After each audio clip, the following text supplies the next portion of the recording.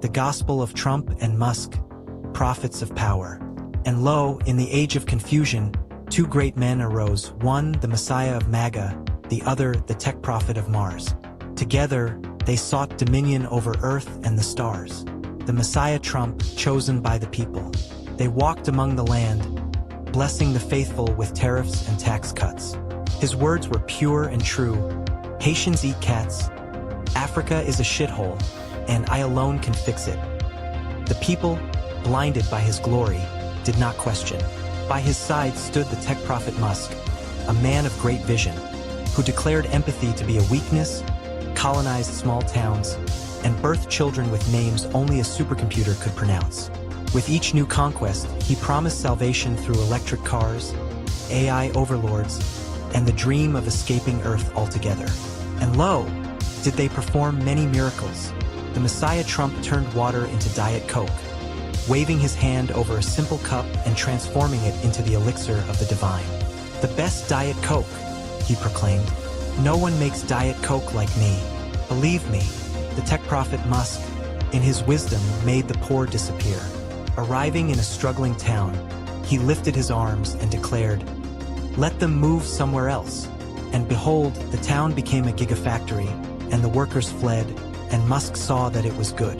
But verily, neither prophet walked the path of the common man in love. Trump, anointed in gold, spake these holy words, "Blessed are the gold diggers, for they shall inherit a prenup." He did lay hands upon his followers, both consensually and otherwise, and did bestow great wisdom. Let he who has not paid hush money cast the first stone. And as he gazed upon his own daughter, he did say, "She is beautiful. Maybe I date her." And the people were silent. Musk, the tech prophet, scoffed at traditional courtship, for love was for the weak, unless it served the greater mission. He did take many partners, scattering his seed across the land, and he spake, "Behold my offspring, spread across nations like an AI-generated family tree." And he did gaze upon his creations and whisper, "This is efficiency." But even in their divine wisdom, the prophets saw fit to smite entire continents. Trump and Musk stood before a great map of Africa, their fingers pointing with righteous fury. "They're taking our resources," Trump bellowed. "Wait, no, we're taking their resources. Either way, it's bad." Musk nodded solemnly. "They lack vision. Also, they shouldn't unionize." And so, with righteous fervor, they blessed Zionist conquests, cursed Africans, and spread their gospel of industry and supremacy across the land. And thus, their kingdom was built, not in heaven, but on stock markets, social media, and the dreams of the gullible. Trump, seated upon his golden toilet, tweeted into the void, his words sacred yet misspelled. Musk, ascending in his spaceship, declared himself the savior of humanity.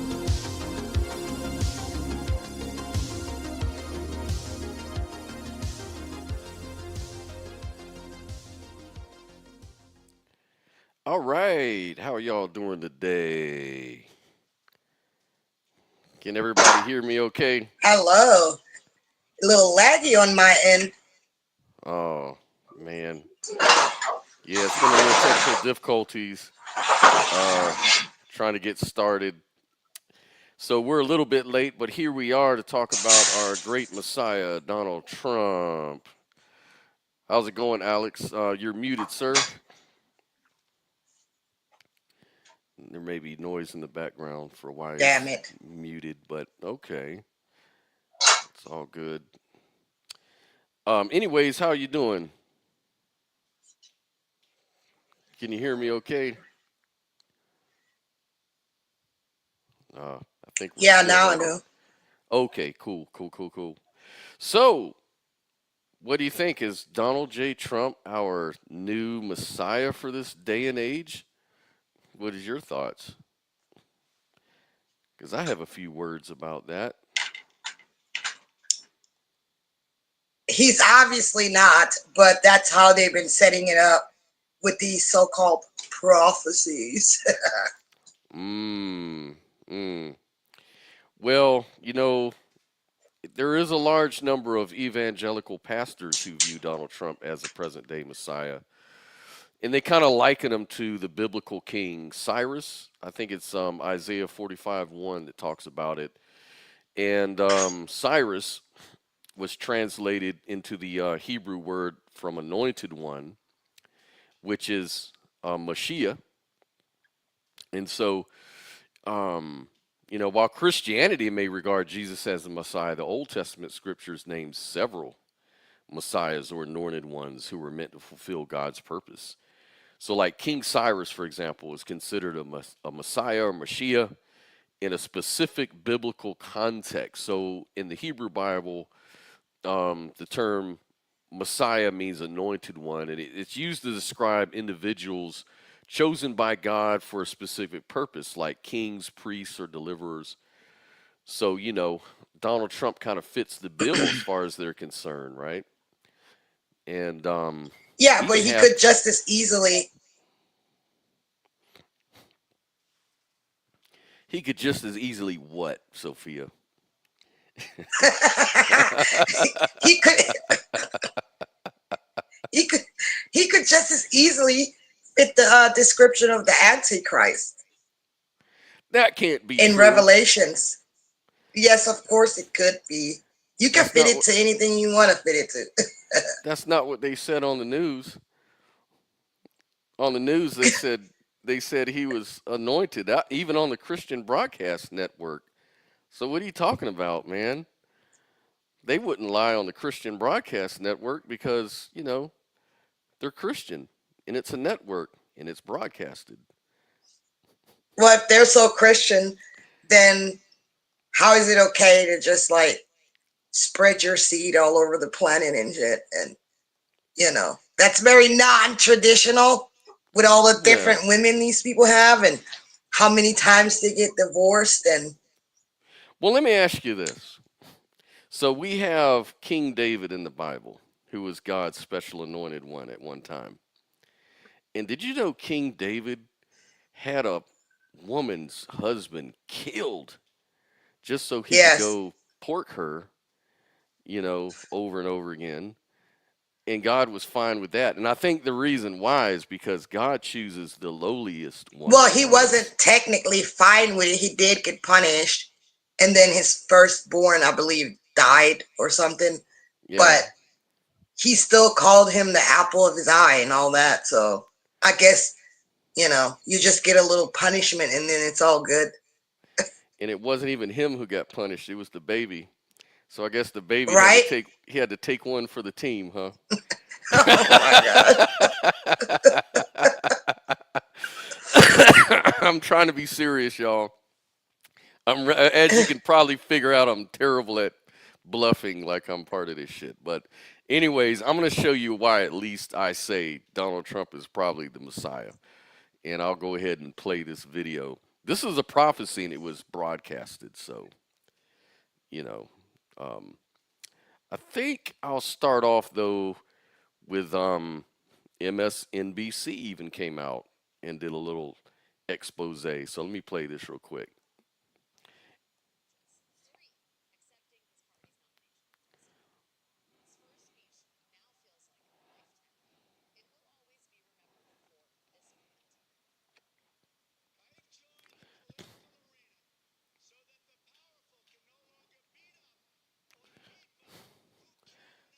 Scott, what the hell are you doing?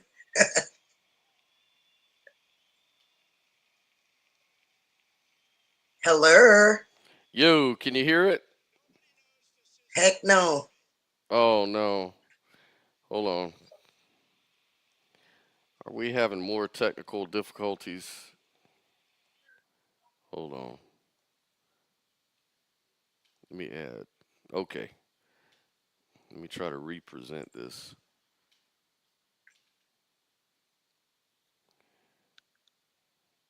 Hey, what's up, y'all? How's it going? Hey, Alex. All right, so I'm going to try to having some issues today. Just a few issues. By other people who were. Can you hear that okay and see it?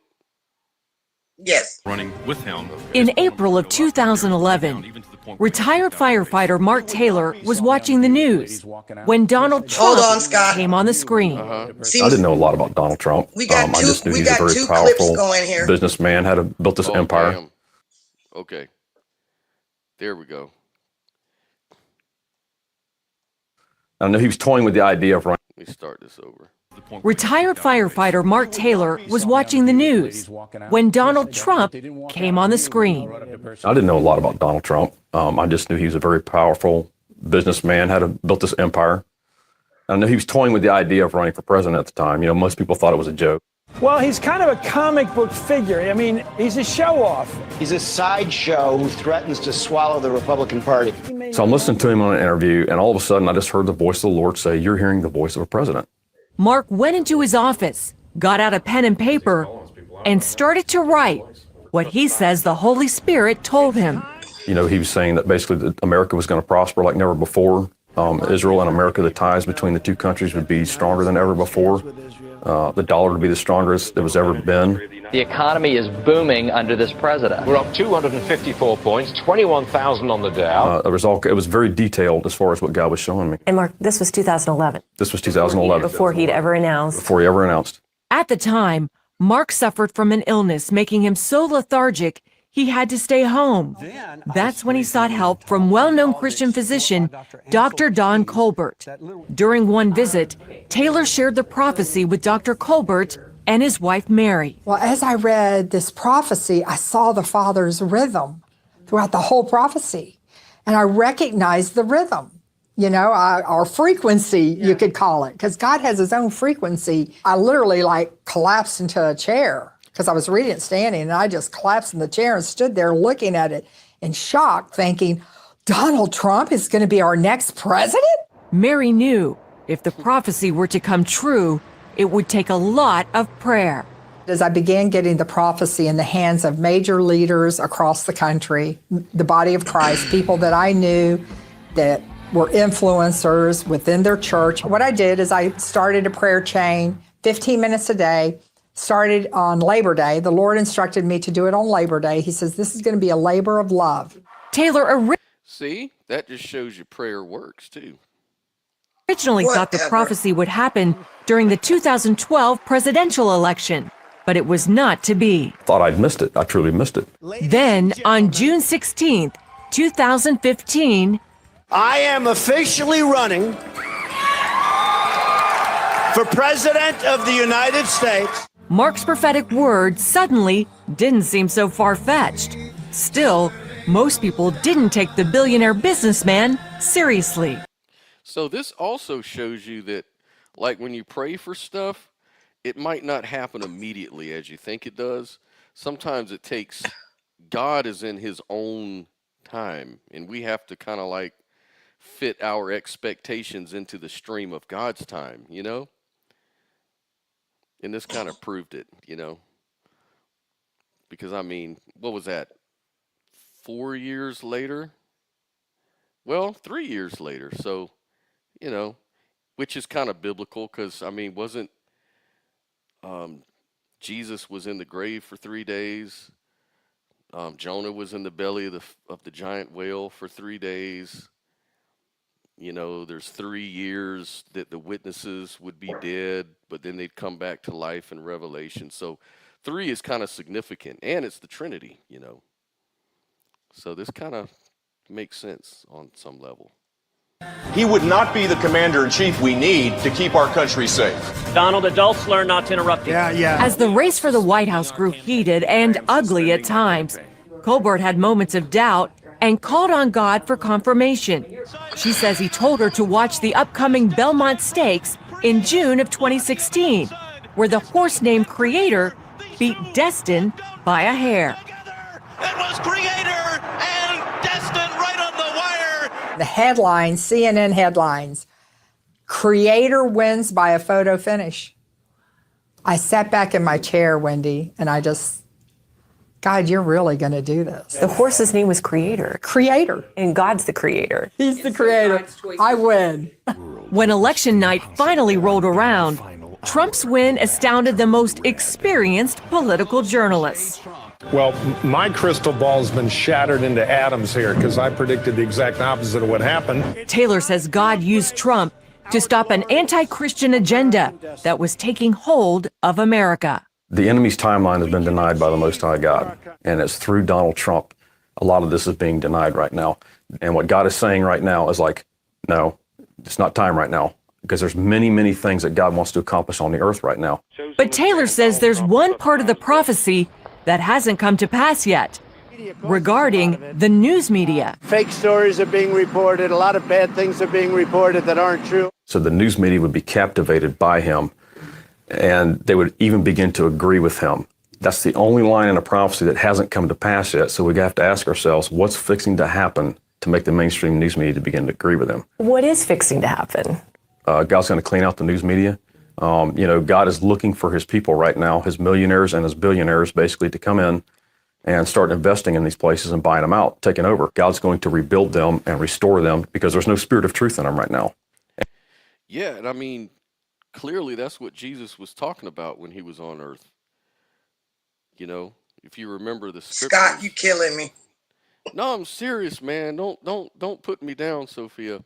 I'm trying to move away from the cult of atheism and into Christianity, and this is helping me a lot.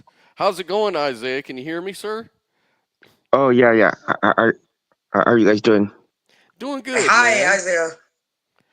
What do you think about have you been seeing the video much since you joined?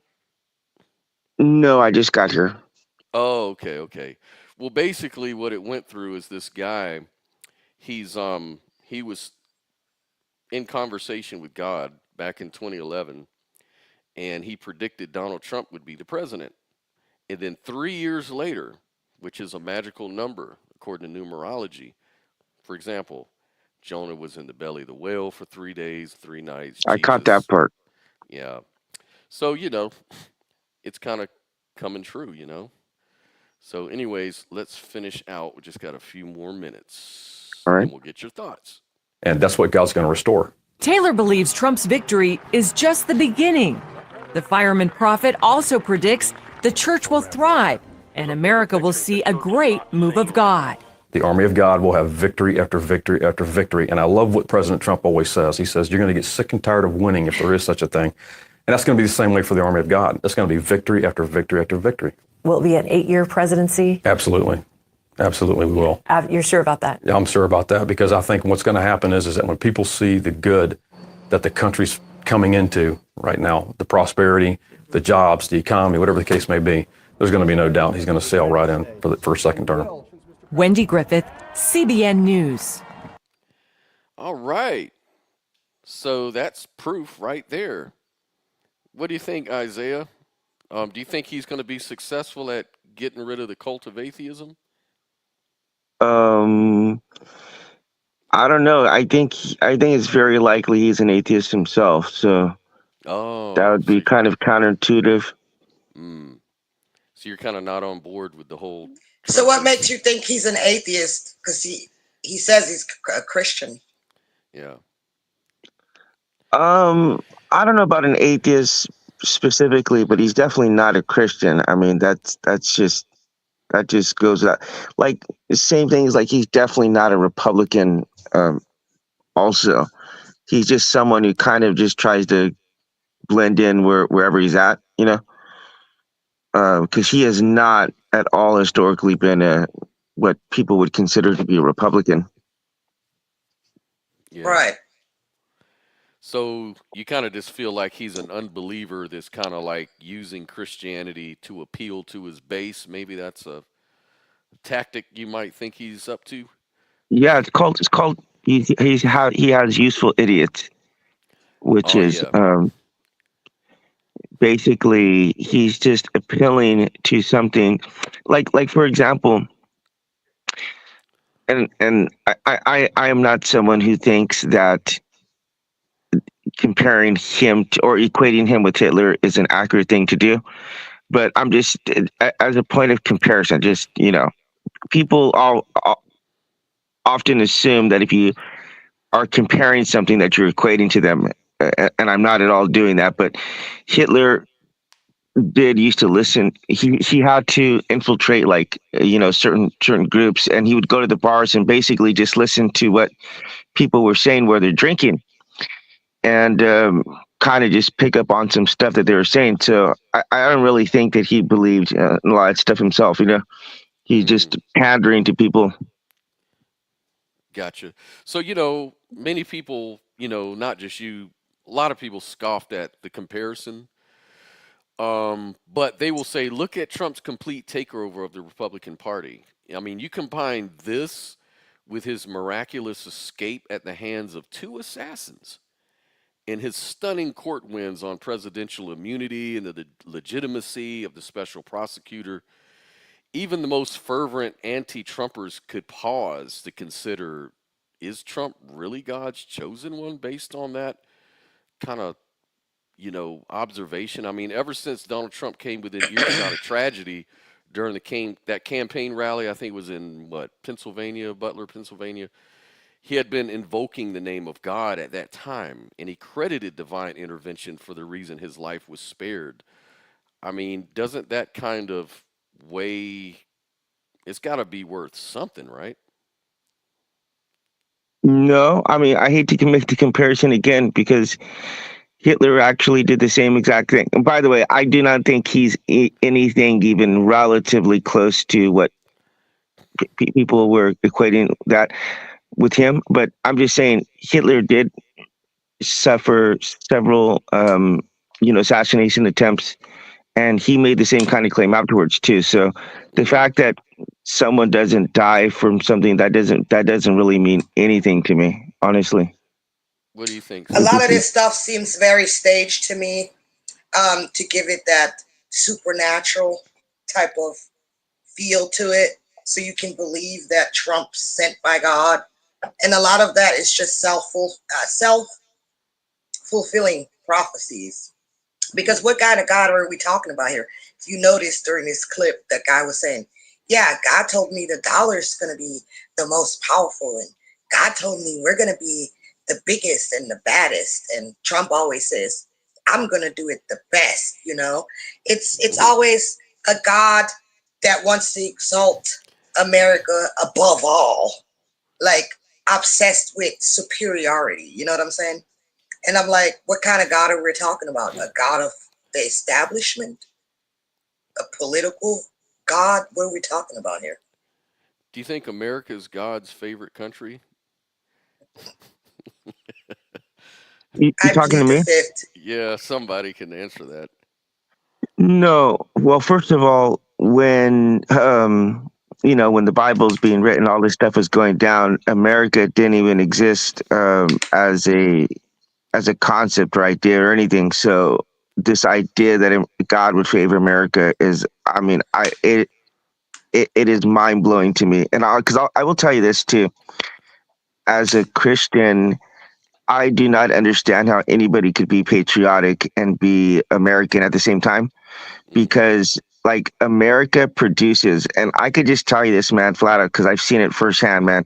Like America produces more filth and sends our garbage that we make with Hollywood and with the music industry, and we send it all over the world and influence other people to do so as well.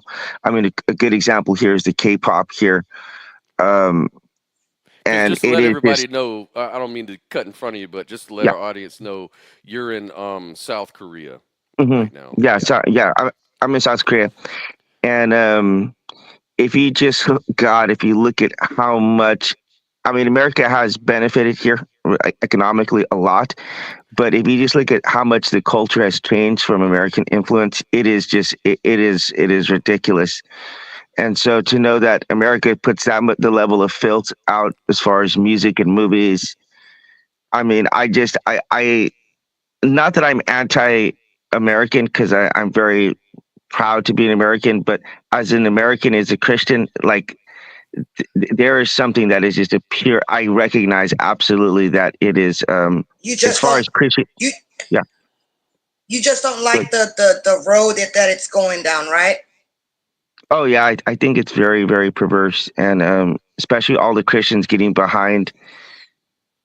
And I'm not saying it's even wrong to support him as a Christian, That's actually not even the issue. The issue is the level of demagoguery that has existed around him.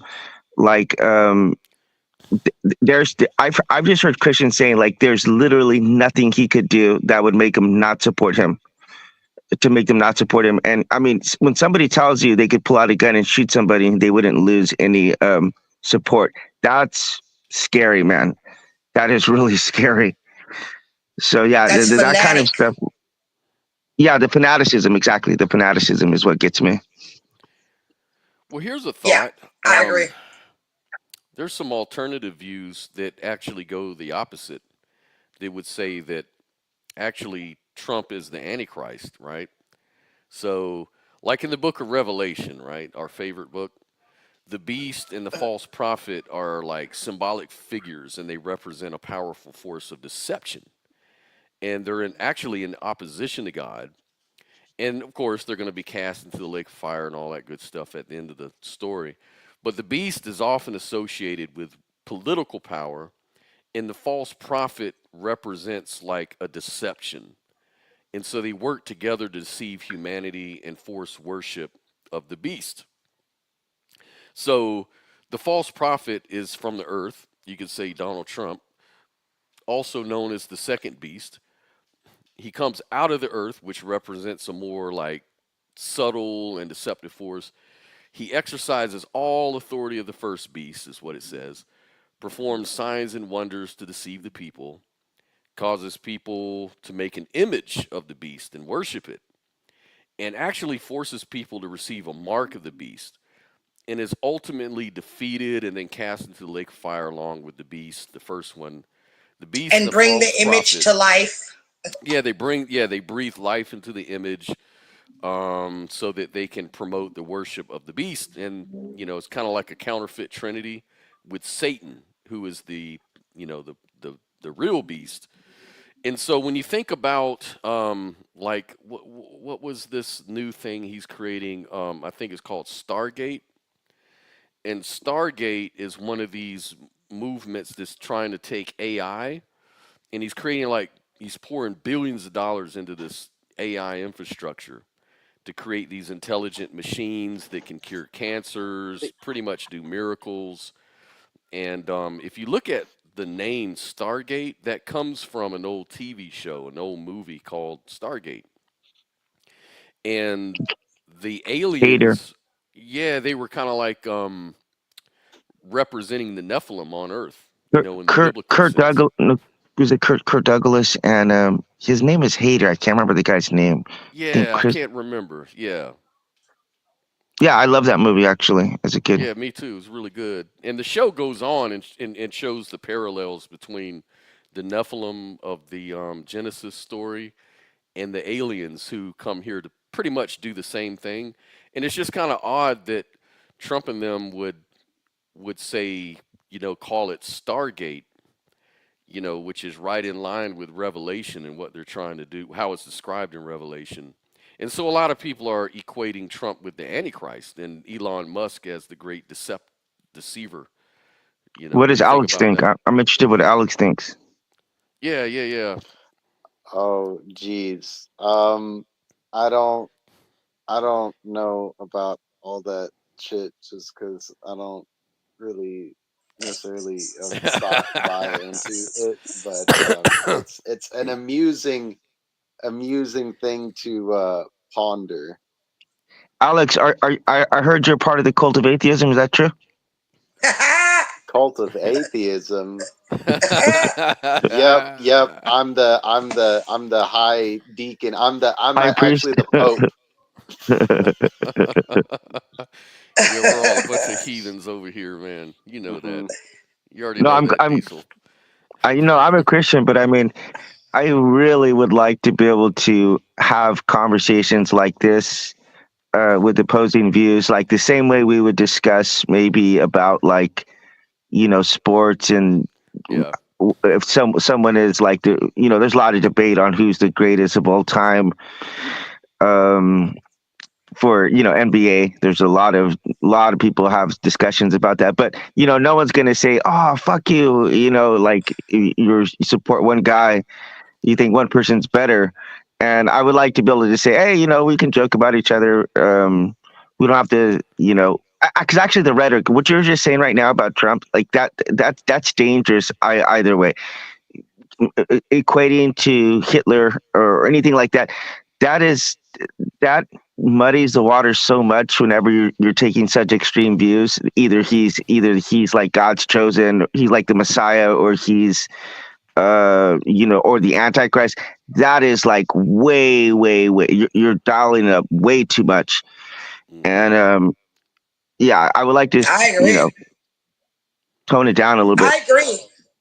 I agree. And as an idealist, I would say, I believe that consciousness is primary. I would say, I definitely think that's the truth. And even though we can't really prove that yet, I definitely think that that's more logical. So having said that, it just kind of gets on my nerves how people are always looking for some savior and really do very little to participate in their own, experience. They're just looking at the news all day, and I think it's bad on both sides, the left and the right. And at the end of the day, though, you're not really using your brain. Okay, Trump has some policies that I would say are much better than some of the policies that the left has. At the same time, that doesn't justify making some kind of God man out of him. Why do we as humans always need some kind of savior? Like, what's your role in this? When do people take responsibility in shaping reality? Why do we give all this power to this one little entity that basically is bigger than everything? Yeah. So I want to springboard off of that, Sophia, because what you just said right now, you articulated the precise reason why, as a Christian, I 100% am not involved in politics. Because for me, it delegates responsibility of trying to make a difference and trying to make an impact. It delegates it to some politician who may or may not follow through with the kind of things that they say that they're going to do when they're in office, because they all make promises. So for me, it's like, I take a look at this, the kind of suffering I've seen overseas in the third world, and the kind of things with refugees and stuff like that. It's like I can sit around and I could talk about it from either side, but for me, I want to be out there helping people who are hurting and suffering. So, for example, for the last maybe 4 years, I've been helping people who have been escaping the war from Ukraine, but mostly Russians, I should say, but also Ukrainians as well, because there's a lot of Russians who don't want any part of this war. And some of them are getting drafted against their will, but some of them are just saying, you know what, we're not going to participate in this, and they're victims too, and they had to leave their country. So that's just one example of the kind of things I'm talking about. Right. And the problem with war is it's always the innocent people that get hurt by it. And it's just useless. It's useless wars. What's it good for? But I think it's hypocritical, though, for the United States to support the whole Israel versus Gaza thing, but saying that they won't support what's his face, the little munchkin Zelensky? man. Yeah, Zelensky. And it's like they're similar wars. It's the same thing, really. And it always seems to be instigated or supported by us, and what they call that hegemony, I believe. And we've been known to be this crusader country that wants to enforce our democracy every freaking where, and honestly, we should stay. The United States and other nations engage in proxy wars. Mm-hmm. Yeah, and it's all for money. And see, the question is, do we really want to go to war with Russia? Do we as Americans want to go to war with? Is really seriously is that something we are really prepared to do? And if you don't want that, if most people don't want that, then in a way you can understand why Trump is sort of like not supporting Ukraine as much to send that message to Putin. Look, we don't want to go to war with you. We don't want to support people to be against you. We don't want to do this proxy war. And so maybe he's just trying to like offer a good hand, like a peace offering in a way, so that they can get those two guys to come to the table and have peace. Now, a lot of people say, yeah, but what you don't understand is Ukraine, they were invaded. They were the good, quote unquote, good guys. They were invaded. Now it's a pride thing. So well, that's kind of false, though. But that's stupid to me, because it's like Ukraine is what, the size of Texas or something, and they're fighting over land. So I guess Trump is saying, look, man, just give them a little bit of land and let's just make it good for everybody. But then I guess the left is going to say, well, if you give them an inch, they're going to take a yard. Then they're going to want Poland. Then they're going to want Germany. And then we're going to have to step in, and it's going to be a big problem. But we also have to understand there's lives, like Diesel just said. There's real lives that are lost, and no one wants lives to be lost over a dumb war, right? Yeah, people don't care. People are so removed from that and desensitized. People don't fucking care. Honestly, they don't. They just watch the news, and everybody wants to be on the right side of history, and that's it. Like, people, I'm sorry, are disgusting. They don't give a shit. Scott, I mean, there's an interesting fallacy to be made in what you just said right now. Mm-hmm. And it's a fallacy that a lot of people can get caught up in.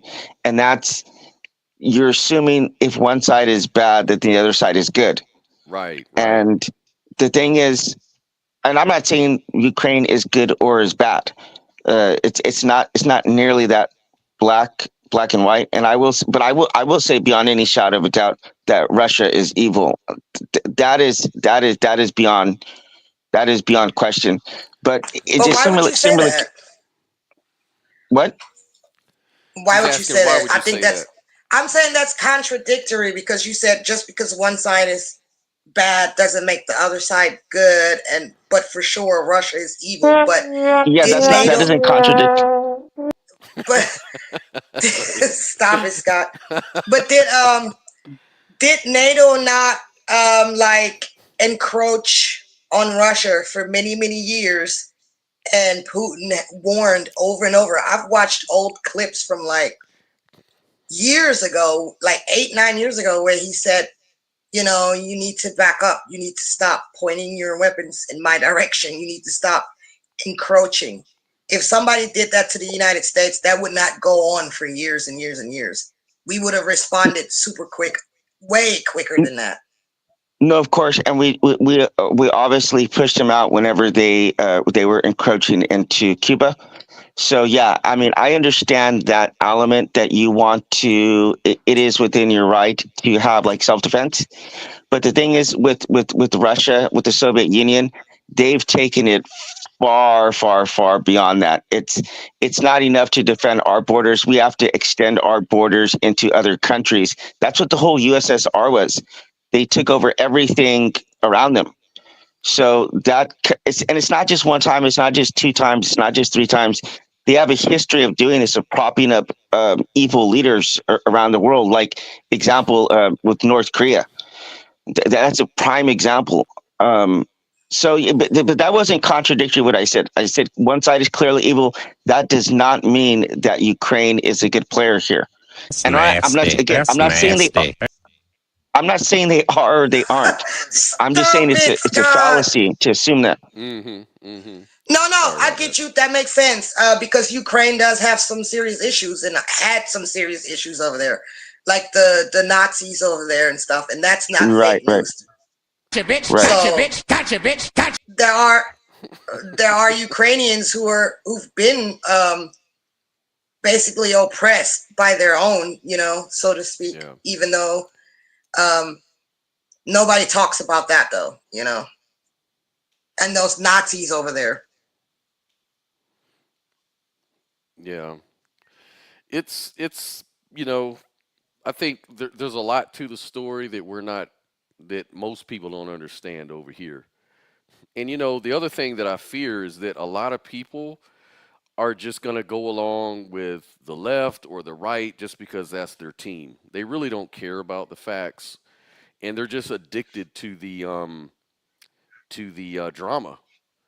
Yeah, but can we all agree that there is no holy land? You know what I'm saying? All land is sacred, and there is no chosen people or any of that, and war is bad. Can we all agree on that? I agree and disagree. I believe all land is holy and all people are chosen people. So that's but yeah, I don't believe Israel is special. I don't believe that the Jews are anything special as well, though. So it's kind of agree, disagree. So you don't think that Israel should be casting out the Palestinians, the Baal worshippers over there? I do, but that's a separate issue.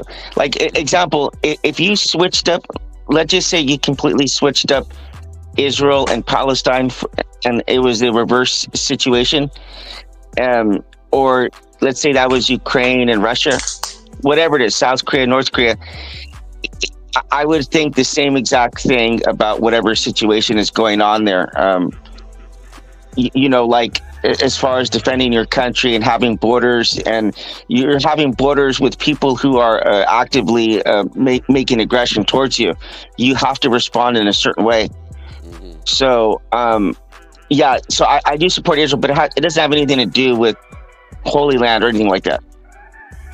Oh, okay. It has to do that they've been repeatedly attacked by multiple countries around them who they don't even want to attack them. They want to see them eliminated off the face of the earth.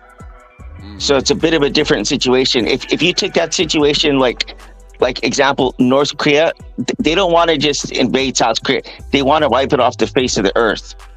So you have to take certain kind of precautions that are maybe a bit extreme that people would normally maybe not think okay, if that makes sense.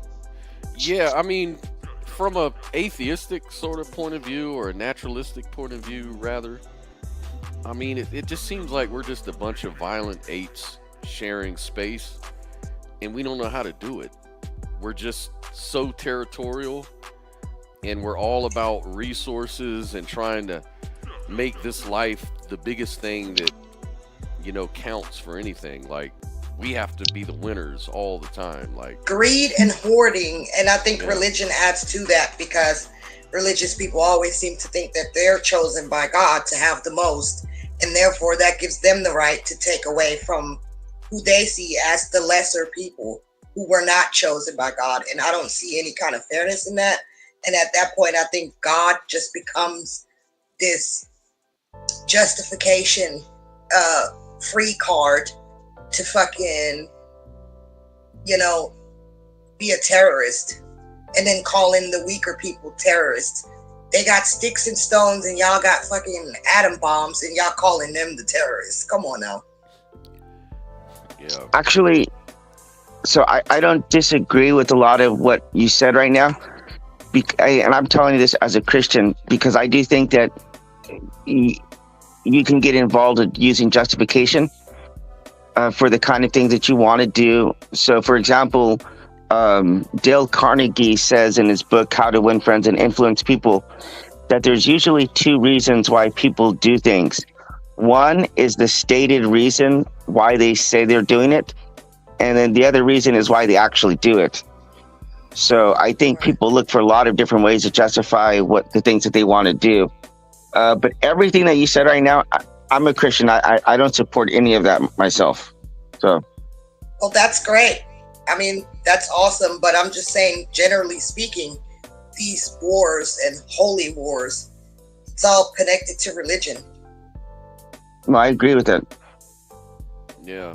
So it's almost like the religion is being used as a propaganda tool to motivate people in many cases, or in some cases. But that's an extrinsic sort of religious expression. Like we were talking a little while ago about the benefits of intrinsic religiosity, which is more people who keep to themselves, don't get involved in trying to change the world through their religious beliefs, but just pray daily, meditate daily, do good to others, have beliefs, keep it to themselves pretty much unless someone wants to share or talk about it. There's nothing wrong with that. And then they benefit, basically what Jesus said to do. Yeah. Yeah, exactly. Like, keep it to yourself, not be on the street corners praying to be seen by men, but going into their secret closet to talk to God himself. So those kind of people have better health, a lot more peace in their life, stronger family values. They make better communities. So that kind of religious intrinsic sort of expression seems to be really healthy. But when it comes to this, fighting in the name of God and trying to change the public, yes, it's too, I don't know, it's not sincere, maybe. What does Alex think? Yeah. I'm curious. Alex, or is he just here for moral support? Yeah, I think he's having issues I've been, with the. Yeah, he's got technical problems. Yeah, I've been having network issues, and it's just been kind of like spotty on my end. From what I was able to gather, I'm pretty much in agreement that we should. I mean, everybody ultimately has the right to their own beliefs and their own opinions and stuff. So, it's just, we don't necessarily need to try too hard to impose our beliefs on other people.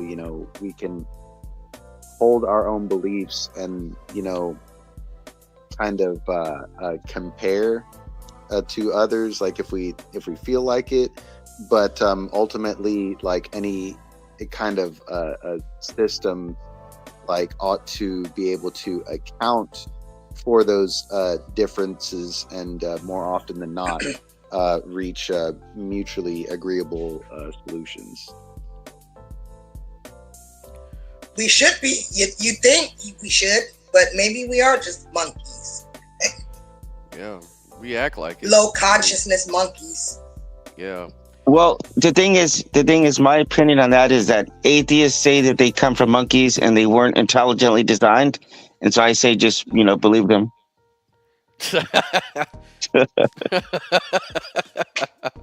Because they act like monkeys.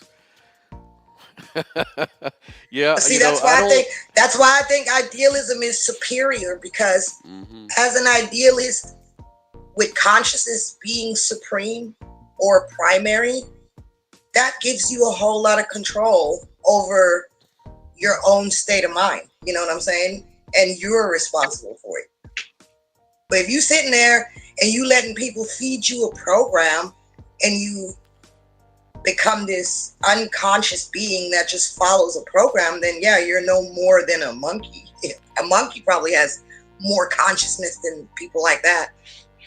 In the conscious community, they call that being an NPC.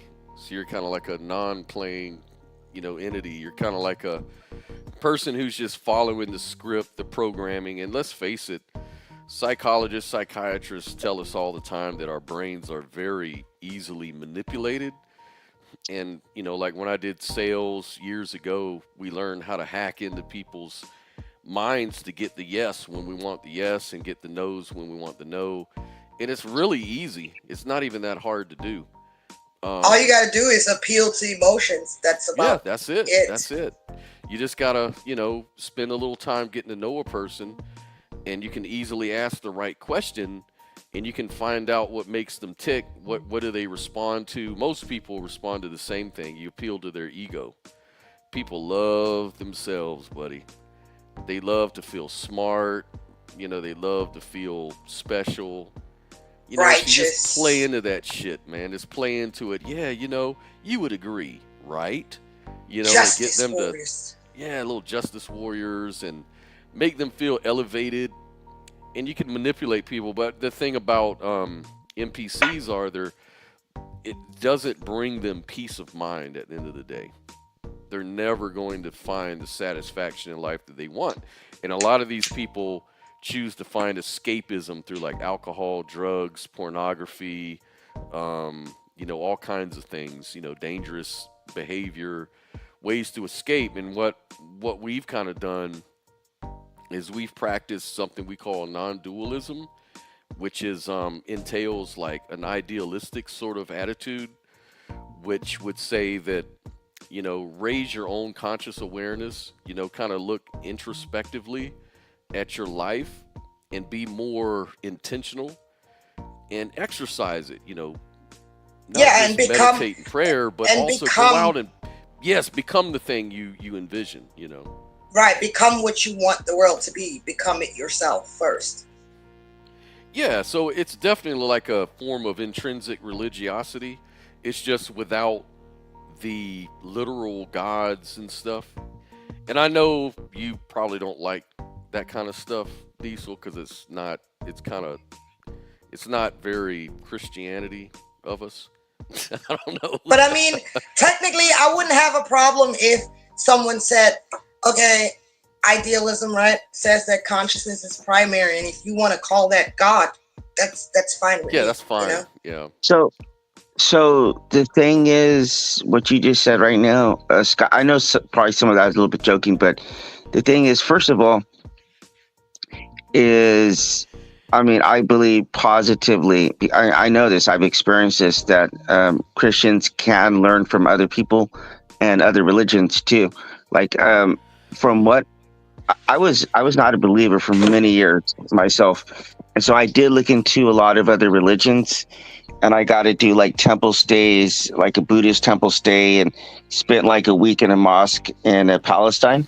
And I definitely think that if Christians were to incorporate more like philosophy into their Christianity, it would solve a lot of problems like what's happening. Because I know we were a bit off track from Trump, but for me, that's a classic example where I'm using my reasoning faculties to try to understand the Bible from a deeper way than just surface level reading.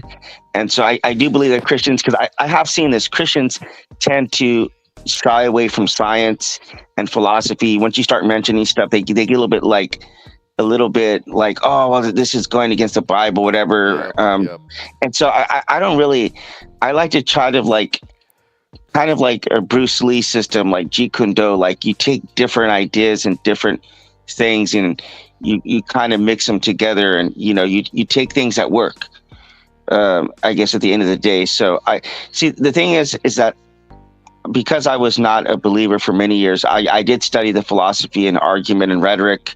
And so later on, when I did wind up becoming a Christian again, I was able to use a lot of the reasoning skills that I had and applying them to, with the Bible, spirituality. So I really, if I saw more Christians doing that, I think it would be a very beneficial.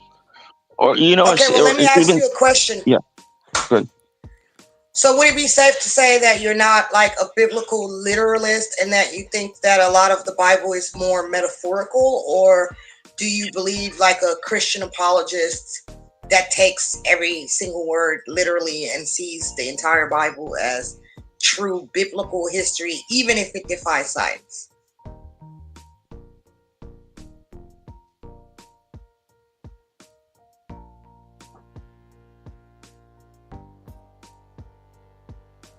Hey, Isaiah, you still with us, brother? Hello. Oh, sorry about that. So first of all, I don't think you would find any Christian who says you have to take everything in the Bible just literally, because obviously there's a lot of metaphor and analogies that are going on. So, but as far as what you're talking about, I think what you maybe would want to say is inerrant, which is like there's no errors in it, or that it's a perfect exact clone copy of what God intended for people. And for that, I might side a little bit with against Christians, and I don't believe in like inerrancy. You know what I mean? Right. Well, I am talking about the literacy though, because No, not literacy, literalism, because there are Christians, like Christians apologists, who take everything literal, even if it defies science. Like, let's talk about the resurrection of Christ, for example. It's obviously a metaphor, but, you know, the fact that he died made him not be the Messiah anymore, so they had to bring him back to life, and that was obviously some kind of political stunt, and even the Jews don't believe that. You know what I'm saying? That's not actually from the Jewish Bible. And so, yeah, I am talking about the literalism. No, I wouldn't say I take everything in the Bible literally. No. Okay. I just wanted to clarify that because a lot of Christians would disagree with you on that. Oh, we deal with it every day. Like, we've got people that call us all kinds of names and stuff. I can imagine one person right now that bloviates a lot with Bible scriptures, and every time we say stuff like this, he'll come out with like 20 paragraphs of Bible scriptures and Who, Gary? In reality, made manifest. yeah, manifest in reality guy. Yeah.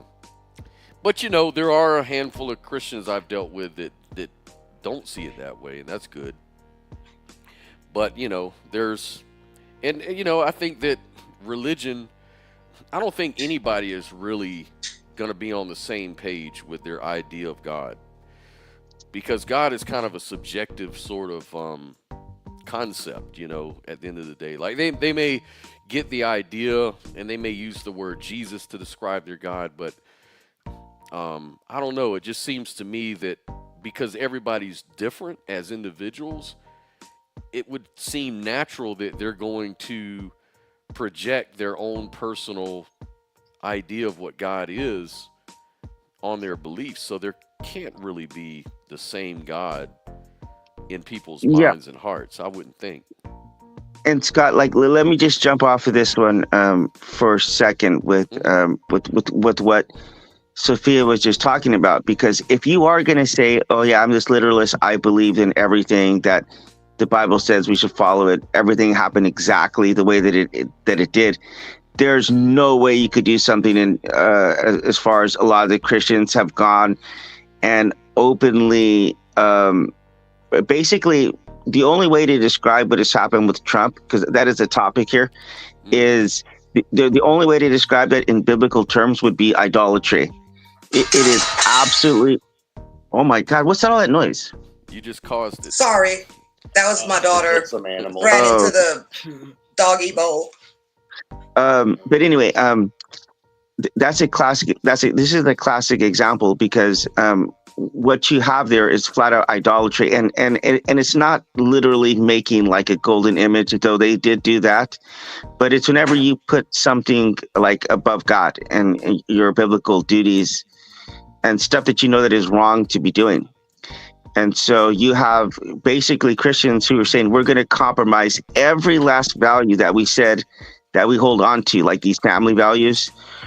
They bashed Democrats over and over and over again for years about Clinton and all the other, you know, people who they were calling sexually immoral or whatever. Mm-hmm. And then they support someone who was literally worse than any Democrat who's been ever around. He's worse than any of them. And they still go along with it because he's pandering to their certain beliefs. And it's, or their political agenda. Yeah. And, you know, I've heard Republicans say, which I can be somewhat conservative leaning at times, but I'm not like a full blown conservative. And some of the crap that right wingers say is just so hypocritical. Like they say, oh, Elon Musk can have as many kids as he wants because he has the money. Well, that's what's wrong with Elon Musk. His dad had money, but really didn't raise him. And Elon Musk is a full blown narcissist behind it and has others. You're fired. You're fired. He probably has other psychological issues too because of that. There was a lack of emotional stability. And when you make it all about money, you know, what good is that? I mean, he's got so many kids with different women and just spreading his seed all over the place. And the Republican says, well, that's fine. He has he has enough money to have as many babies as he wants to. It's very Christian. Yeah, and the prostitute, go ahead, Alex.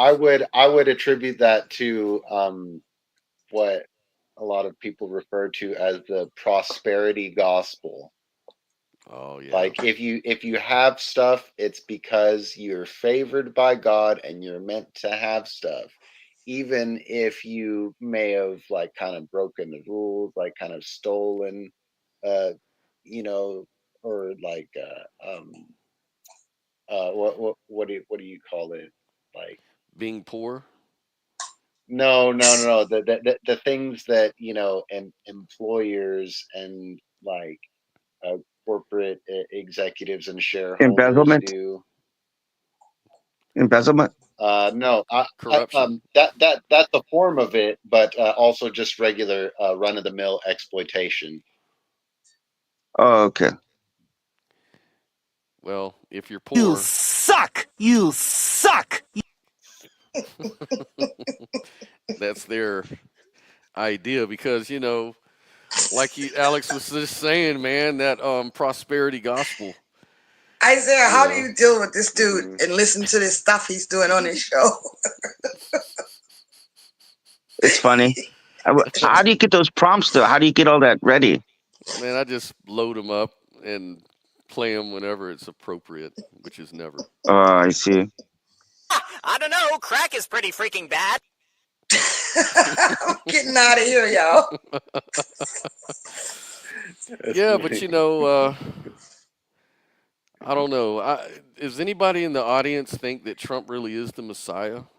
We've got Vaughn Eric joined the show and says, "Blessings all." Hey, man, glad you could come back. Hey. And if anybody wants, feel free to join the stream because that's what we do, man. We have these discussions. Just click on this link at the top. It's the StreamYard link. You can get backstage and we can have cool discussion, man. But yeah, we're talking about Trump. Is he the Messiah? Is he the Antichrist? Or is he just some dude that's exploiting everybody, because that's what powerful people do? I think that they're all puppets and Trump has no power at all. Neither one of them. There's definitely some powers that be in the background. Well, what do you like the most about Trump? Like, if there was something you could say positive about Trump, and then we'll go into the negatives because I like to end with negative shit. But what would be a positive, would you say, with the administration so far? I think obviously the Doge thing that they got going on, that's a really good idea. I mean, just yesterday, actually, I met up with my cousin here for this Irish, it was St. Paddy's Day, but he was working with the American consulate here in South Korea, and they were doing some kind of like classes, and he just told me, like, man, they just straight up slashed that budget, and so I'm not doing it anymore. And I think there's a lot of that would be an example of something that I think they should be doing. But at the same time, it's like whenever you're running trillions of dollars in debt, like you just cannot be spending money the way that the way that they do. There's too many programs. There's it's one thing if you have the money to do something, you know what I mean? Like if you're hanging out with me and I don't have any money, but you see me with a bunch of credit cards and I keep swiping it and keep balling, like pretend balling, and I'm just getting myself more and more and more into debt, like that's an issue, you know what I mean? Mm-hmm. It's another thing if you have the money, but whenever you just have to borrow it all with interest, then so I do appreciate that. And I do appreciate that he has stood up for some things that one of the issues, Scott, already that kind of got me into some trouble, but because I was making arguments for just trying to create safe spaces for everybody. as far as bathrooms and gyms and all that stuff. And I got so much backlash against me by just saying, look, I don't want to discriminate against anyone, but I do want to provide situations where everybody is safe and everyone's feelings are accounted for. And that's somehow interpreted as being bigoted against people. But he has put a foot down and said that certain like this has gone overboard. It's gone overboard to whenever women are being negatively affected. And so that's one thing I have appreciated that he's done too. But honestly, I don't really follow too much what's going on there because a lot of it doesn't affect me. Right. I want to give a shout out to Amanda Shoup. That's our homie over here. She's the one. Hey, Amanda. She gave us the my little kitty cats and turned me into a cat daddy. I'm cat daddy now because of her. Sit your ass down, They're my everything now. But yeah, Trump is primary. Everything else is an emergent property of him. Yeah, he's the basis of reality itself. How else would you know right and wrong if you didn't have a primary referent, right? But yeah, man, one thing I can say, like just for me personally, like, and I don't know, how you may feel about it, Diesel, but because I know your heritage, your family is Mexican, is that correct? Yes, sir. Yes, sir. Yeah. So with the whole immigration thing, a lot of illegal immigrants are being deported. God dang it, Selena. Oh my Excuse goodness. you. And there's a lot of immigrants being deported, really strong on immigration. People feel a lot safer. People actually voted for that stuff, and that's why Trump won, a lot of people say. What do you think about that? I mean, at the end of the day, the reason Trump won is because of all the crazy shit the left was doing, and it was also getting way out of hand. Like, and I'm going to say it, and I don't care who calls me a bigot, but anytime you say that men can be in like locker rooms with women or biological males, exactly, transition, when you're doing stuff like that and try to force it onto people, that's when they're going to look at your ass crazy and they're not going to be voting for your ass no more because you're just doing too much.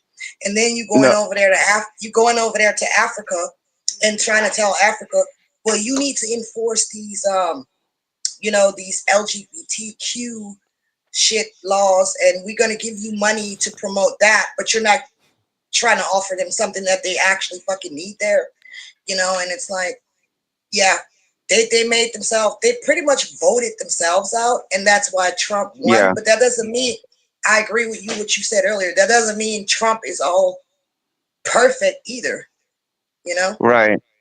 So Scott, the thing is, I am a legal immigrant in South Korea. And if I were to tell you the kind of loopholes I've had to, the kind of red tape I've had to jump through, I mean, it would blow your mind, man. We're talking about like thousands of dollars, days and days of having to just do stuff. You know what I mean? It's a pain in the ass to be a legal resident in another country. But so there's very few people who you will meet who are as like pro immigration as me, because I pretty much believe that like basically it should be a lot easier to get visas and to travel to countries. Like I believe that countries should be working to make it to where there's a lot of the red tape is taken off and people could more freely move about.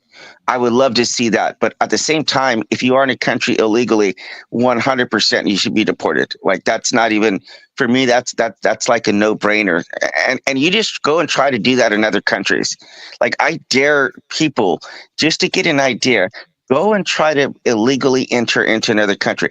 Try to do that shit in Korea or Japan or China and see how easy it is, and see what you might not get shot, but you'll definitely get fines and deported. I mean, that's 100% sure. Yeah, Hey, they're Joel. probably not going to shoot you like in Korea or China, but you are going to get fines and you are going to get deported and probably put in jail as well. Honestly, you will be put in jail, actually.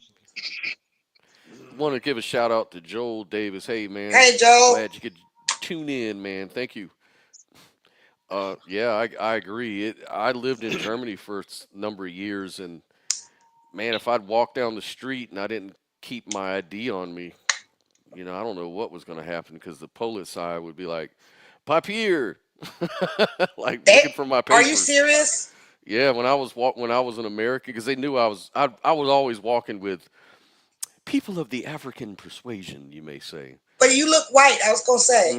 Yeah, but I'm saying that's your fault for walking around. That's your fault folks. for walking around with Africans. Yeah, man, I'd walk around with black kids, black people, and people that were Americans that were in the army, and we'd walk around, and the Polizei would be pulling up on us like Papier, and we'd all have to break out our we'd have to pull out our papers and show them, because we look like immigrants, at that point. That's weird because that never happened to me, and I'm black, and I never was asked for papers. They did ask me nope, never. But they did ask me how is it possible that I speak German, and I would tell them like, because I was born here, Wow. Amanda Shoup says she lived in Albania. Oh, that's interesting. I didn't know that. My first boyfriend was Albanian. So, Scott, I do want to tell you something because my dad has been, my dad is like, did come from Mexico, and he keeps sending me stuff that like about Trump deporting people. And I don't really want to get into an argument with him, but I'm like, yeah, Dad, like I support that. Like, I mean, I do think that it should be easier for people to get here. So I do believe that process needs to be streamlined.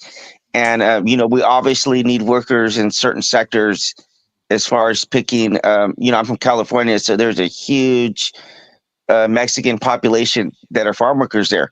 And I 100%, my family, my sister was a lawyer for the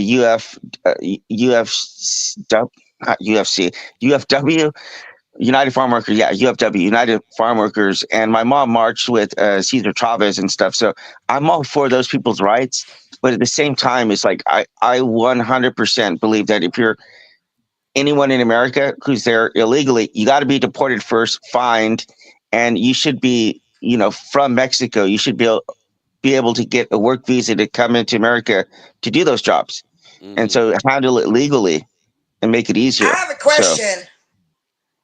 How hard is it to come to the United States? Because I was under the impression that we actually had a lot of legal immigration and that it wasn't that hard, but I could be wrong.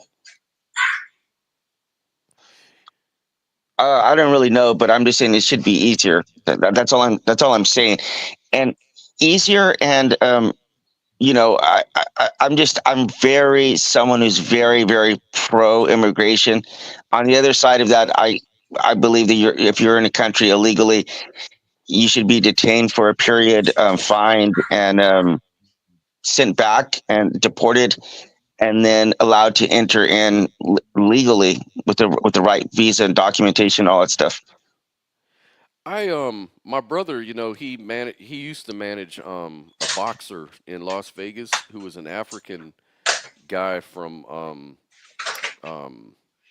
I forget which country he's from, but from some country in Africa, and he came to the States, and he said, man, he was trying to run his business for he started it it took him 8 years, and he was just finally getting his business off the ground over there and stuff. But then he said he went ahead and immigrated to Europe, and then from Europe he stayed there for a few months and then came to the States. And he said in the States it took me 48 hours to get my business going. I just went online and set it up, and boom, I was done. And he goes, it was in my own country I couldn't get nothing done, but when too much red tape. Yeah, it's too much red tape and too much bribe you have to do. And I've heard that from a lot of Africans, actually. Yeah. And so he was saying, when I tried to go to Europe, it was this big, huge process. He never really got his citizenship in the UK or wherever he went. But when he came to America, it was pretty quick. He said it was like the easiest country to become a citizen in. And then he could start a business, and it was like his dream came true. So I don't know, man. Like is it really that hard to immigrate to America? I don't know. I think a lot of people on the left try to make it like, I don't think they really have a lot of experience with foreigners anyways. They just like to be, they just want to sound, really noble. Oh yeah, America should be, this is a crazy place for immigrants. We need to feel sorry for more people and let more people in. And I even had one argument, and I think Sophia knows who he is. That guy that said there should be no borders, there should be no guns. You should just let as many people over as you want. That's the problem with America. We have borders for no reason. Who owns America? If that's really how it is, we shouldn't even be here because the American Indians, blah, blah, blah, blah, blah. And it's like they have this unrealistic sort of view about life, but these people have never been out of their own town. So I don't think they really know much about the world. Yeah, it was really easy for me to come here. Yeah. All I had to do is renounce my German citizenship because I was born with dual citizenship. And it took 5 minutes. Had to put my right hand up and swear on the Bible. And that was it. Yeah, Scott, you know what? I don't know. I'm a little bit iffy on this one because in my next book right now about racism, I do talk a bit about this because coming over from Belgium to Germany, I remember seeing like the former border controls that they had there. And because of the EU, those are basically all gone now, and so you could just drive right over, and it's so nice. You're passing the borders, and you are going from one country to another, but they have set up zones that the Euro. I can't remember exactly what it's called right now. You know what it's called? The zone where you can travel through. Sophia? No, I mean we never had an issue to go anywhere in Europe. That was never a problem. You needed a passport, and there are zones, but I'm not sure what they're called. Anyway, the point being is like if for example America set up like a system with Canada where they were basically, you were sure that they were screening people properly from Canada. I mean, that would be really nice to have more open borders. But at the same time, it's like if you are going to a place and you are going to work there, you have to be able to make sure you have all the proper documentation to do that. So I love traveling, man. I've been to dozens of countries, and I've lived in multiple different countries. So I would love to see more people traveling and more people getting outside of their borders, because it opens your mind and your horizons a lot more. But at the same time, it's like there has to be structure and organization behind it. Well, it's called Shenzhen. I think it's Shenzhen. I don't really think that is as much of a problem as it's made out to be, though. And I think that every country has a right to also protect its borders. So as long as it's legal and regulated, I don't really see an issue. Well, the Messiah said he's going to turn Palestine into like the next Monaco, like a Riviera over there, man. Then we'll be able to travel there and enjoy, as soon as they get those Baal worshipers out, we'll be good. Right? Well, I'm out of here. Yeah, I Scott, this might be a bit controversial, but that's actually one of the few things I think I've heard him say that would be really beneficial, that I would be on board, and not to like abuse those people or displace them, but like clearly they cannot govern it by themselves. Like they've had more than enough time to get their shit in order there, and the kind of stuff that's happened there, and the kind of people that they voted in, clearly they're not capable of self-governance. Yeah. So so many Arab countries around them are so angry at Israel, and if that is the case, they should be helping taking in the refugees, and and I'm not saying this has to be like forever a permanent solution, but at least for and there's precedent with this happening, like with Egypt, that needs to be governed by a place to get it stable again, and I do believe that if I do believe there. As you said, the Riviera, I don't know if you're joking about that or not, but that would be nice to see that area developed to where they're not constantly promoting hatred of another group of people. Yeah, of course. I don't think that's happening like that, but I'm going to plead the fifth on that. I mean, no, jump in. I want to hear you. Yeah, go ahead. I mean, I was just going to say that, I'm not a Zionist, of course. I don't think that any race is superior to another country or whatever. But I think that, Hamas, if they don't want Israel to keep doing what they do all the time, then stop sending missiles and shit into their country. Like, there's got to be a point when you have to take self-accountability and be like, maybe I shouldn't pick fights with the guy. Maybe if I don't want to get my ass beat all the time. But isn't it also true that Israel has been occupying Gaza for the longest time? That's debatable. And but isn't that the same thing that we're accusing Putin of, how he occupied Ukraine and just took it over? Yeah. So, like, what gives them the right to occupy them like that? Yeah. I mean, in a way, I would say that that's just how angry apes operate. Like, when do humans ever not invade country? I mean, that every country is the product of somebody invaded some other country. And then what do you mean with they don't know how to govern themselves, so someone else has to step in and govern them? What do you mean with that? Okay, so hold on. What you just said right now, Scott, what was that last thing you just said?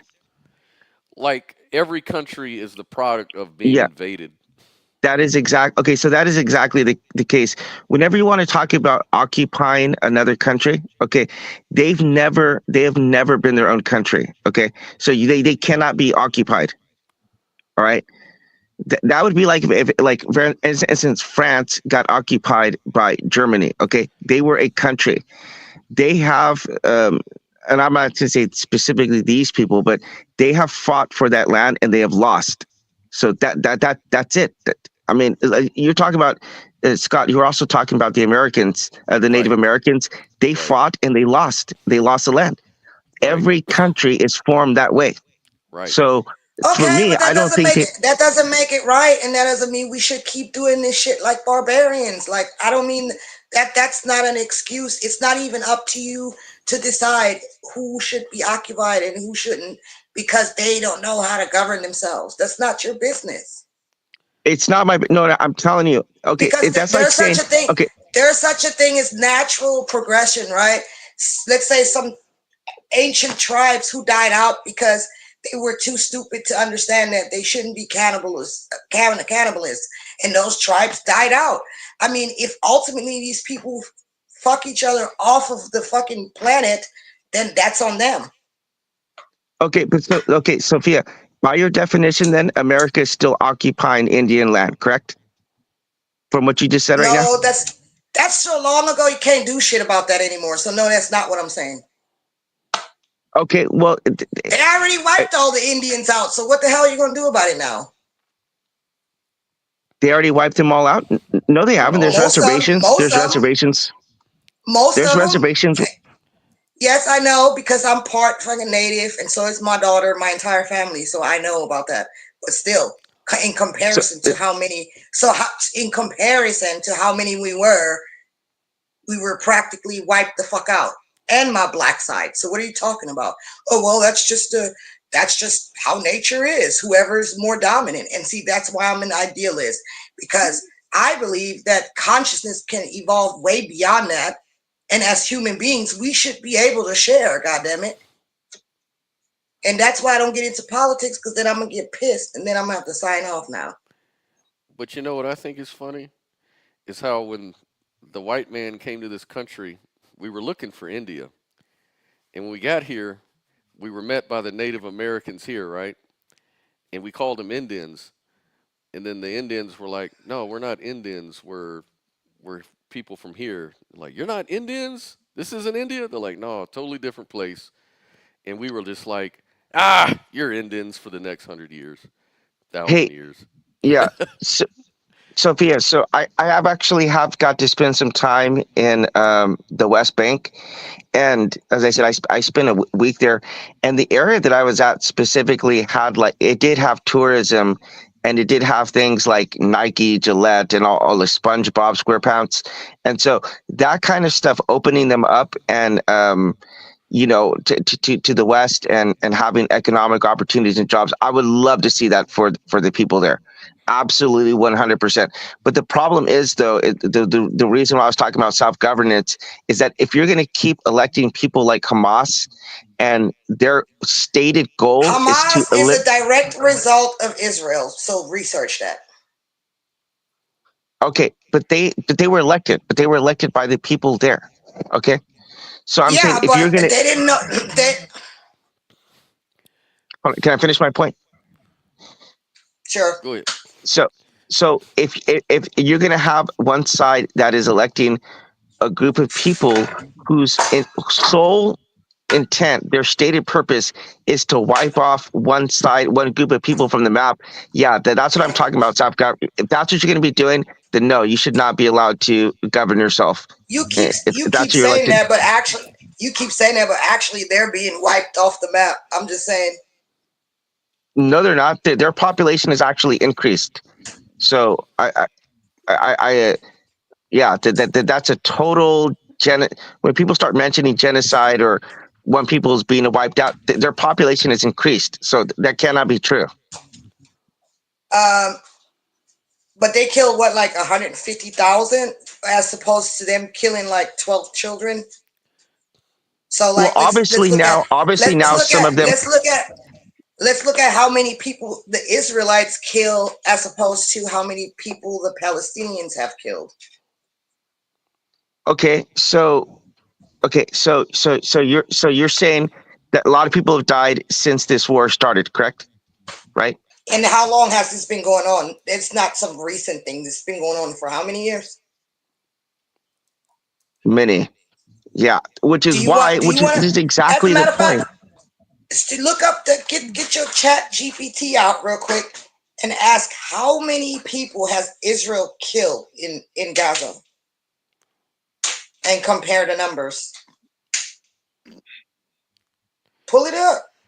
Yeah, I'm looking at I mean, come on, we got to look at this objectively, truly. So the estimated population of the state of Palestine at the end of 2024 was 5.5 million Palestinians, 3.4 million in the West Bank, while the estimated population of Gaza Strip decreased by 160,000, which reached to 2.1 million, a decrease of 6% in the population.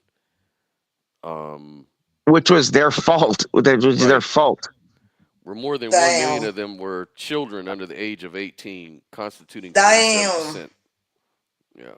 Let me ask you something. Have you seen the unedited version of the actual attacks, Sophia, of what they did to those people? Not what the blurred out any of that stuff. The actual stuff that they went in and physically recorded them. Have you seen that footage? I have seen bad footage from both sides. No, I didn't say that. Have you seen? Can you answer my question? Have you seen the unedited version of what these people went in there and recorded themselves with on camera? Have you seen that? Not that particular thing, no. You really should. I mean, I think if you see that, and you see these people went in and massacred, and then they brought bodies back and chanting and having parades in the streets with dead bodies. A lot of that stuff I don't automatically believe just because I see it on some so-called original footage. Because you see them streaming it? You don't believe it when you see them streaming it? They had streams during war propaganda that were later proven to be fake, and they looked real as shit. I mean, honestly, I don't know. I don't just This is stuff that automatically they believe. released, though. They released this footage, though, themselves. Okay, but we've had footage that was later proven to be false. How do you know that wasn't doctored or put together? They were live streaming it, Sophia. Live streaming.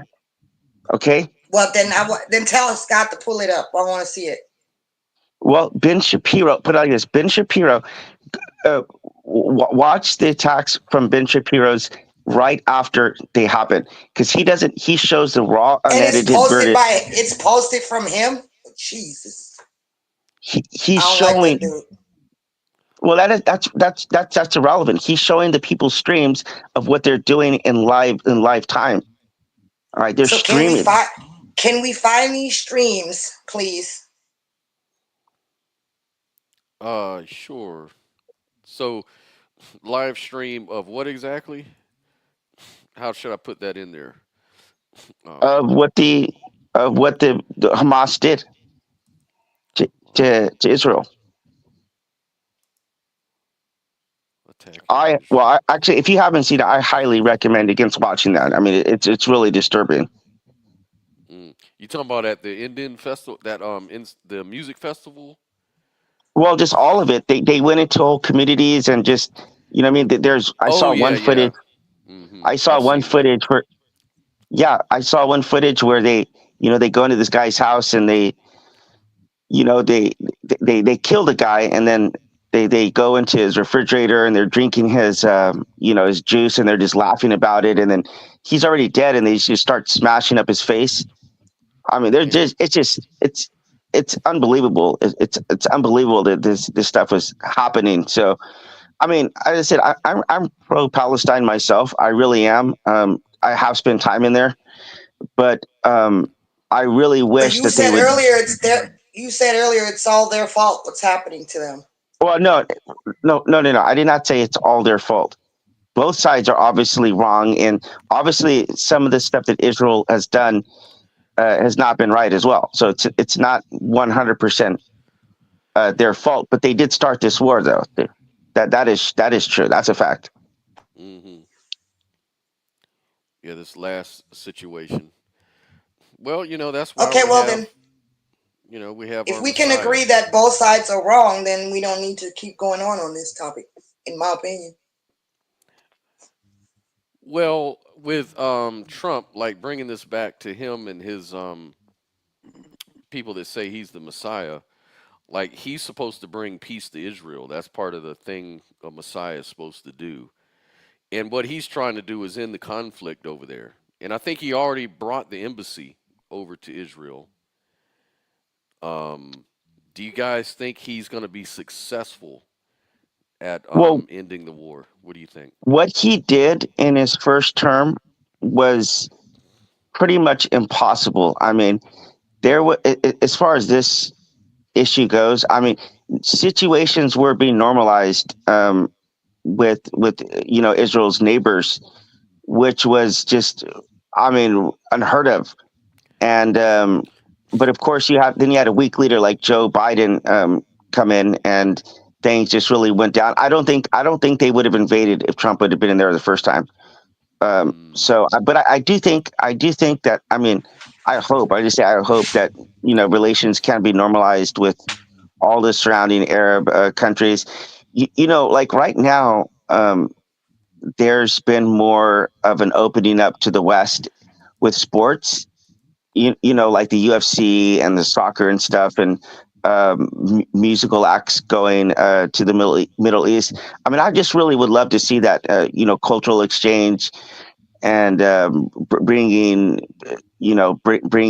cooperation with traveling and the Olympics and stuff like that. I really would like to see more of that. But I mean, it's an unfortunate reality that any of these conflicts are taking place. I mean, Sophia, I'm by no stretch of the imagination like pro-war for either side. I would like everyone to be able to get along peacefully and travel, travel. I mean, that's the best way to grow and become more tolerant is by living and learning from other people.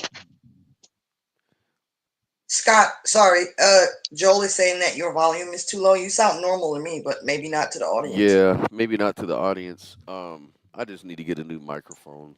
That's pretty much what that means. I always notice that, like when I go back and try to listen to the content, I do always seem kind of low. So it's probably true. But yeah, we're gonna step up the. But yeah, I wanted to say about this war stuff as well, that a lot of times America has its nose knee deep in all this shit, and then we're supplying countries with weapons and bombs and helping them and stuff like that, and it just kind of makes all these wars even worse. And I don't understand why we're doing that if we're so anti-war and if we want to get along, but doesn't seem like it to me. And, you know, we're all just watching TV and none of us are really there and we don't know what's happening exactly. But I do have friends from there. And, you know, a lot of what's being told to us isn't true. And the fact is that Israel has bigger weapons. They're bigger and more people. And they're not innocent in this. And if they wanted to, I'm pretty sure they could stop the war by just not occupying them and just leaving them alone. Yeah. And why is that why is that so hard to do? What's the obsession with we have to occupy this land? And then I don't know. I don't get it. Sophia, I'm just curious. I'm genuinely curious if you believe this. Do you genuinely believe that if Israel just said, "Okay, you know what? Yeah, you guys just go in there, live in peace," and we're not going to have we put that to the test? It's not about what I believe. It's about what happens, and you know, in reality, it's not about what I believe. Have we put it through the test? No, but do you think? Do you honestly think that even if they were to do that, that they would still not be getting attacked? I'm telling you, I can't answer that in the way that you're asking me that because I think it's based on a false premise. If we haven't tried it, then we won't know until we try it. Yeah, I don't know why specifically this group of. I mean, I think I have an idea, but maybe some of it's been brought out by them themselves. But there's an obsession with this group of people that that there's just a certain segment of this world that just does not want to see any of them alive on this planet, and that's okay. So what do you propose? That the war keeps going? How would you end it? No, I do believe that's at least specifically the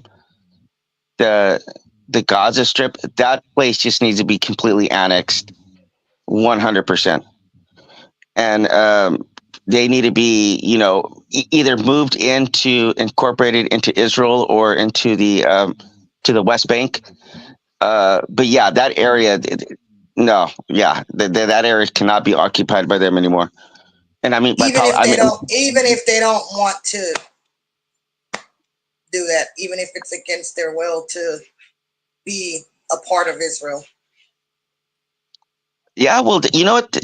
Israel is 1/3 of 1% of the Middle East. Okay, we're talking about not even 1%. So there's plenty of area for them to go to. For all these countries you keep talking about, they're so concerned about these people. They're more than capable of taking them into their countries. They don't want to because they see this as a way to attack Israel. You know, they see this as a wedge point. So yeah. At least that part, the West Bank, because I've personally been there and I've personally seen, you know, like modernization taking place there, and I don't think I would be interested in that area, but that area, the Gaza Strip, definitely. And it's just weird, like the borders the way that it exists is just a weird spot to be in. You know, it's yeah, Scott, it what do you is think about this? Yeah, I had to step away from. I had to take care of these cats real quick. So, catch me up. What are we talking about now? Still talking about Gaza, and he believes that it should be annexed. Annex the Gaza. I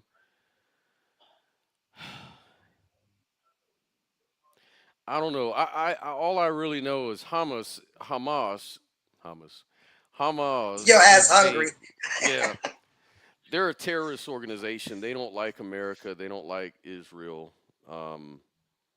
They keep on pushing the envelope. They want Israel eradicated. Israel, on the other hand, you know, they have some Zionist influence in the government. They could be behind a lot of the things we see going on. You know, war is dirty. War is crazy. So you can't really say, I can't really say they should do war better or whatever, because that's just how war is done.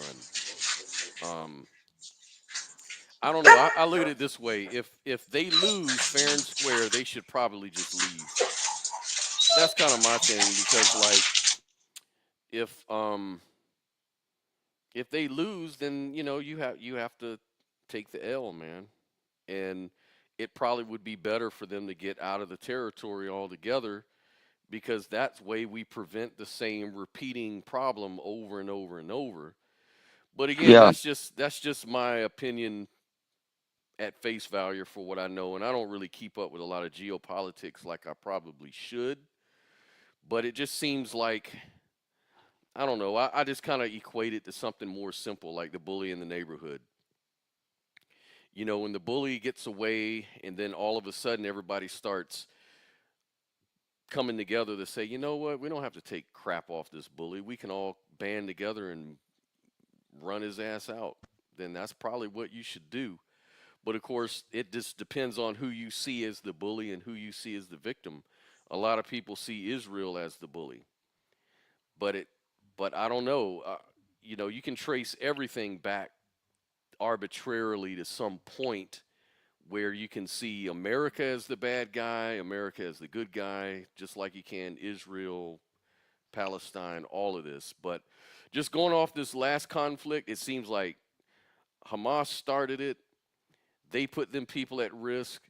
Israel did what they had to do. Now they're going all out to depopulate that thing. Trump is like all for it. You know, get them out. I kind of agree with that in a way. You know, just at face And value.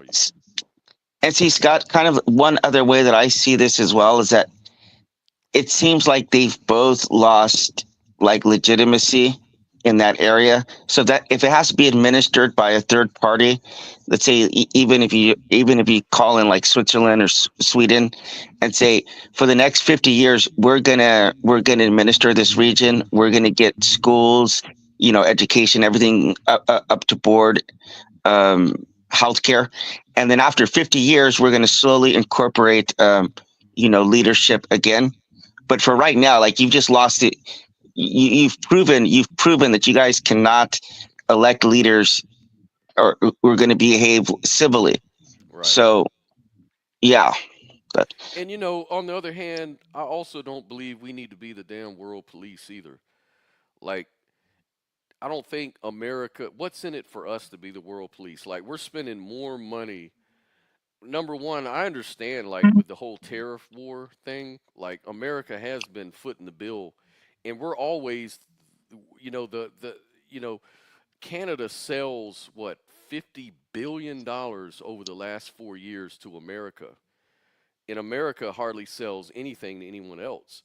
So we're the ones who are always buying from other people, and they have huge tariffs. And then now America's trying to play hardball and say, look, man, we need to start making this a little more equitable again. We're going to start raising our tariffs. And now the whole world is freaking out, because it's like people have this view of America like we're just this rich country that has the leisure of buying from everybody, footing the bill for everything. And it's like the European countries, they don't do crap, man. They don't contribute as much money as America does to half of any of this stuff. The EU is kind of like a paper tiger when it comes to getting involved in conflicts and things like that. Like, when are they going to step up and get involved in the Ukraine-Russian conflict, or, the Israel-Palestine thing? It's always America that has to jump in, and I just don't think it's. I mean, personally, I just don't think being a world police is our role. It shouldn't be morally. We're not morally. I can't even think of the word. We're not the ones that always obligated. Yes, we're not morally obligated to always save everybody. I think people should start getting stronger. I think other European countries, get stronger, man. Just let's pull out. Let's let them fend for themselves a little bit, and it won't be easy. It will not be easy. They're going to come through a lot of tough times, but hopefully through the trials of having to deal with a lot of these things themselves, maybe they'll get stronger, and maybe it'll become more equitable. I guess I'm just basing this off my own kind of conservative value of self-accountability. Like, I wouldn't want my kids to just live at home forever. I want them to leave the nest, grow wings, fly, take care of yourself, and I kind of look at the geopolitics the same way. It's almost like everybody are little kids that America has to pay for forever. Like, when does it ever end?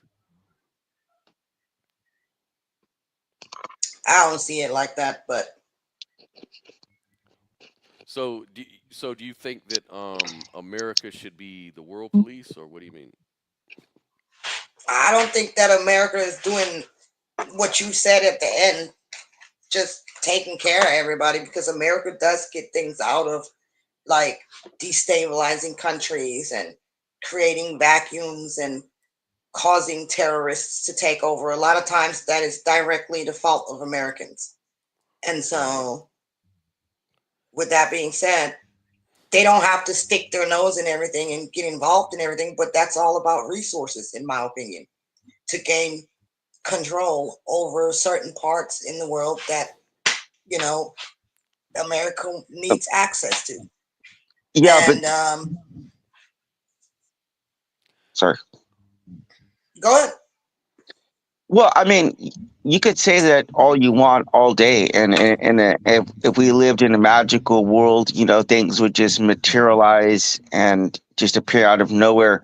Then we could all sit around and hold hands and do kumbayas. But the reality is that if America is not out counterbalancing countries like China and Russia, it's only a matter of time until they spread their ideology all over the world. And we did try to take like a non-interventionist approach and keep out of world wars for a while, and then that problem soon got out of hand in Europe, and we had to step in and intervene.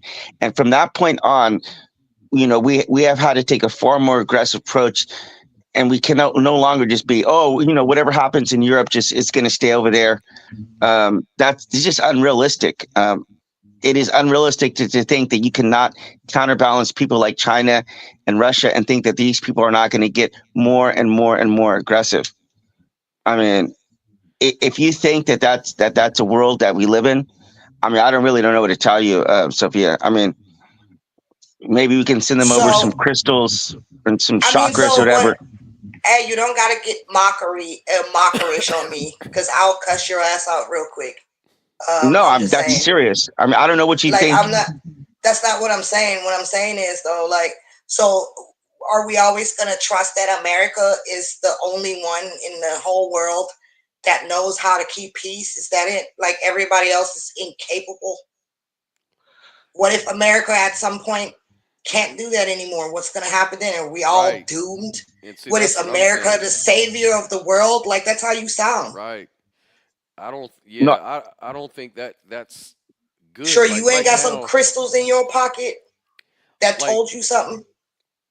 Right. That America is God or something? No, I didn't say anything about America being God. I'm talking about realities. I mean, that's what it sounds like. That's what it sounds like. You're making it sound like America is like the final authority on everything, and without America, we wouldn't have any balance in the world, and that's what it sounds like. Scott, go ahead. Yeah, I was just gonna say that, looking at the stats, like I pulled them up, it said that just this space alone, the DoD, Department of Defense, continues to execute $3.8 billion in European deterrence initiative funding, with another $4.2 billion for 2023. And it's on rotation. We have rotation forces, exercises, infrastructure, storage facility, airfield upgrades, as opposed to the European Union and even their countries all combined. America still invests more than all of them put together, which I think, to Sophia's point, we shouldn't have to be doing that. Like, who made us the savior? Why is it us that has to pour so much money and resources into their countries? Like, when are they going to get stronger, pull up, and take care of themselves? Like, why are we so smart that we know better for what these countries need? Like, can't they figure that shit out on their own? But the funny thing, though, to Diesel's point, is that these countries are requesting it. They're expecting it. And when Trump went out there to push back on a lot of this, they all get mad at Trump and they get mad at America. And they're like, how dare you talk about withdrawing your support like that? So it's almost like, wow. Well, a lot of that, but a lot of that has to do with because they become dependent on it. Right. It's a toxic relationship where one side becomes dependent on the other side, and it's a little bit exploitative, in my opinion. Yes, it's always exploitative, because if you're always getting money, like they always say, never bite the hand that feeds you. It's like, if they're feeding you, now you've just relinquished your say-so. And in a way, maybe America likes that position. Maybe they like maybe they're like, you know what, we can afford it. You know what, maybe we get what we want. We're just buying and getting what we want. But then when people do say, like, I don't give a fuck, I don't even want your aid, like Africa is doing now. Mm-hmm. Now Africa is a terrorist, Like, yeah. Go ahead. Like, Sophia, I'm absolutely fascinated with Russian history, Russian architect. I would love to be able to go there right now and to be able to just travel around freely and just live and learn Russian, right? Obviously, that's not possible right now given the situation, but you have this situation that's going on right now. We could just say, you know what, we're not going to give Ukraine anything. Like, this is a classic example. We could just say, okay, you know what, this is your trouble, Russia. Don't invade Ukraine, and just see how that works out. But what do you think is going to happen if we don't supply them with the money and the ammunitions they need to fight that war? Like, what do you think is going to happen here? Putin's going to probably annex them just like Israel would with Gaza. Exactly. Because apparently they can't manage themselves over there because they're constantly being overruled by freaking Nazis. So, I mean, same shit, right? Not exactly. No, it's not. Yeah, right. So, what do you think is going to happen? I just answered that. No, I'm asking Isaiah. It's Diesel. Diesel. Sorry. What do I think is going to happen? I mean, obviously, this is just a guess, but if I were a betting man, I would say that Ukraine is going to have to cede a few areas that they've already lost, and but it's probably, I mean, if I'm a betting man, I'm saying another 10, 20 years, Russia's going to encroach again. And they're just going to keep pushing it and keep pushing it and keep pushing it. I mean, that's the only realistic thing that I see happening. Yeah, that's sad because what I would like to think would happen is, Ukraine concede some of their land just so we can have a ceasefire and save lives, and that everybody goes about their merry way and live happily ever after. But unfortunately, I think what'll happen is Russia's just going to take that and then decide, you know what? Let's take more. Let's ask for like Hitler did. Let's just keep pushing. Take what we can. Then America's going to have to jump in at some point and be like, you know what? This isn't what we talked about. We wanted y'all to Oh, stop. 100%. You know what I mean? So I don't think that because they I weren't the hope ones to.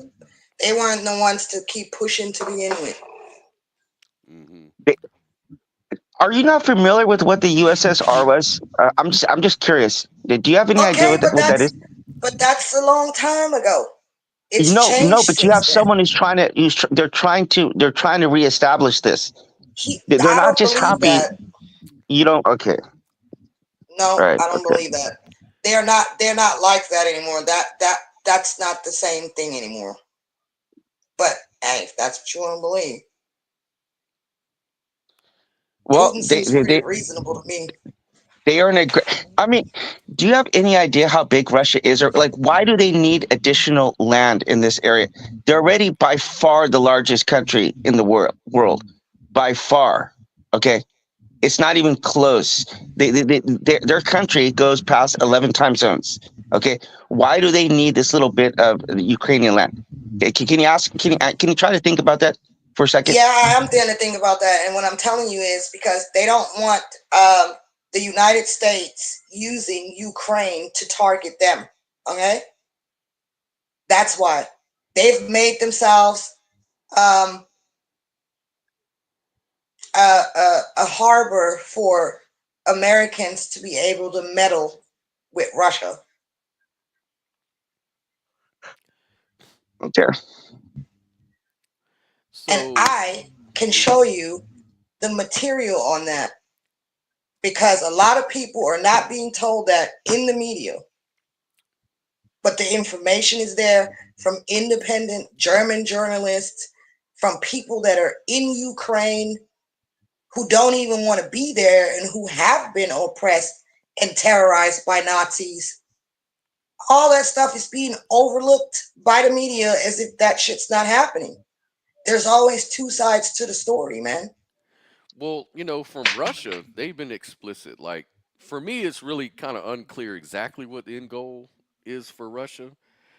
But I mean, Putin is claiming that it's not an that this invasion is not an act of war. And he's also I don't think it is. He's pretty much asserting that Ukraine has been taken over by extremists. Remember when he was talking about he was aiming for the demilitarization and denazification of Ukraine? He's basically saying that he could not feel safe to develop and exist as a country. And right, so, because NATO was in there, and NATO, I guess the Republicans want to say, is run by Democrats, but either way, it's America, operating through Ukraine.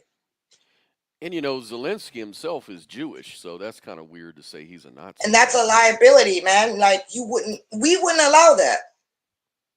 If that was happening to us, we wouldn't allow that. But the bottom line is that the greatest impact of all that is just on the Ukrainian citizens. Because as the conflict continues to escalate, and more cities are targeted by Putin, that just means more Ukrainian lives are being put at risk. And so many Ukrainians have fled their homeland, seeking refuge in neighboring countries. The same with Russians, to be fair. I think there's like 2 million refugees have already fled Ukraine. Wow. So it's a lot. And they continue to flee. And a lot of what Zelensky's doing is he's nabbing people off the street and forcing them to join the military because he needs the people. Too many people are running away. And so there's and if Putin wanted to just kill everybody over there, why was he getting out Ukrainians. I don't know. Like I said, I don't really know what his end game really is. The only thing I can Supplying really them with food, getting them out of there, allowing them to leave. I think why would he do that? It's got to be for a land grab, But the question is, when does it end? Like, what is his end goal? Like, how much land are we talking about? Is he trying to take over the world like the original USSR was, vowing to do and shit? Or is he just wants a little bit of land, because that whole I think he just wants to take control of Ukraine, because Ukraine has, like I said, America has been operating through Ukraine against Russia. That's why. Right, and that's why. So you're saying, like, when Trump was against Zelensky, that's the message he was trying to send. Like, we're no longer going to be doing that crap. Exactly. So let's be friends and make it all go away. I mean, I'm for that. I'm actually for that. Like, that's the whole thing. Like, I think, and a lot of people on the left are like, well, that's unrealistic because Ukraine has a beef. They have a legitimate gripe. But for me, it's not about their pride and their ego. It's about the lives that are being lost. These people definitely don't want to fight. I mean, they're leaving in droves, man, trying to get out of that crap. Nobody wants to be part of that anymore. So for me, I just think that Ukraine needs to just give up the land. Let's come to a peace deal and stop it. And yeah, we don't know what, Putin's end goal is or whatever, but we'll deal with it when we get to that, when we cross that river. I just think that people dying for this crap is just kind of stupid. What would Jesus do?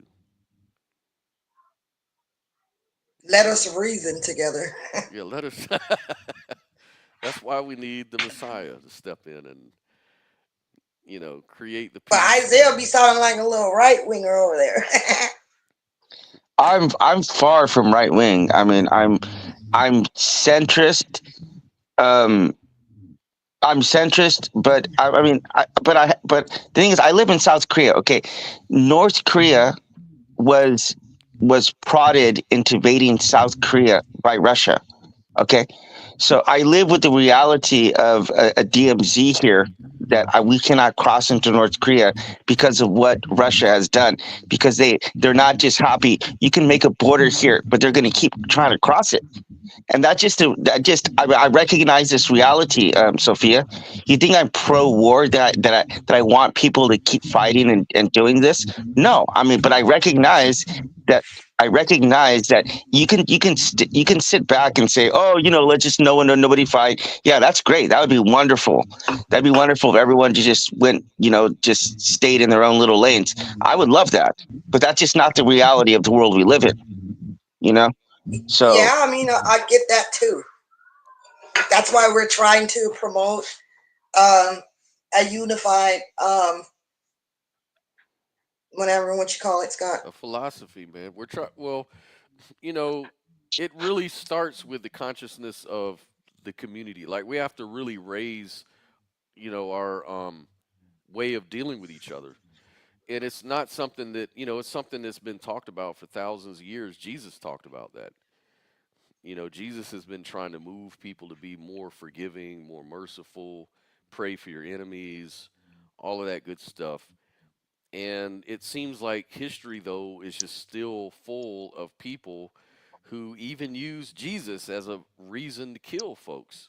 Right. And so we're trying to figure out what other ways can we promote a more intrinsic power, and that's going to come from personal reflection, introspection, and just the way that we see other human beings and see the world around us as more unified, more, at oneness. And I know it sounds really corny and all that. No, I get it, but no, to me, no, it's not. Yeah. No, it's not, Scott. And I'll tell you the reason why. Because the more we do that, the more that we will start to elect people who reflect those same kind of views, rather than just putting in people who are good looking or have a lot of money. Because that's what the people who are in politics, that's what it's ran by. It's people who want prestige, people who want power, people who want to enrich themselves. Yep. And Yeah, and they're people, totally disconnected from the people, really. yeah, so people have like, I mean, I mentioned earlier why I'm not involved in politics myself, but it's like, if I were to be involved with politics, it certainly wouldn't be from either of these parties. It would be from people, you know, people who are honest and who are ethical and who really just want to serve and not benefit themselves or their party, but just the country and the world. I mean, that would be a kind of movement I would want to be involved with. But both the Democrats and the Republicans, I mean, if you understand this point, a lot of politics will make a lot of sense to you. But the number one priority of any institution is to maintain that institution. Every other priority that they have is second to that one. So both the Democrats and the Republicans have a vested interest in keeping things the way that they are. And so it's not specifically either one of their faults. It's just a part of the system, you know? The system is what's bad. Yeah, it's systematic, and it hasn't evolved very much for hundreds and thousands of years, actually. It's kind of like America's operating like ancient Rome still, you know, and I think Rome was probably even a little more civilized in some ways.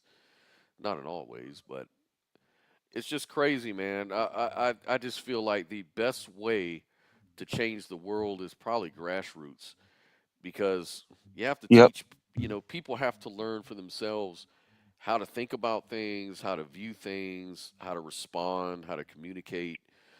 You can't get this stuff from a top-down media influence sort of situation.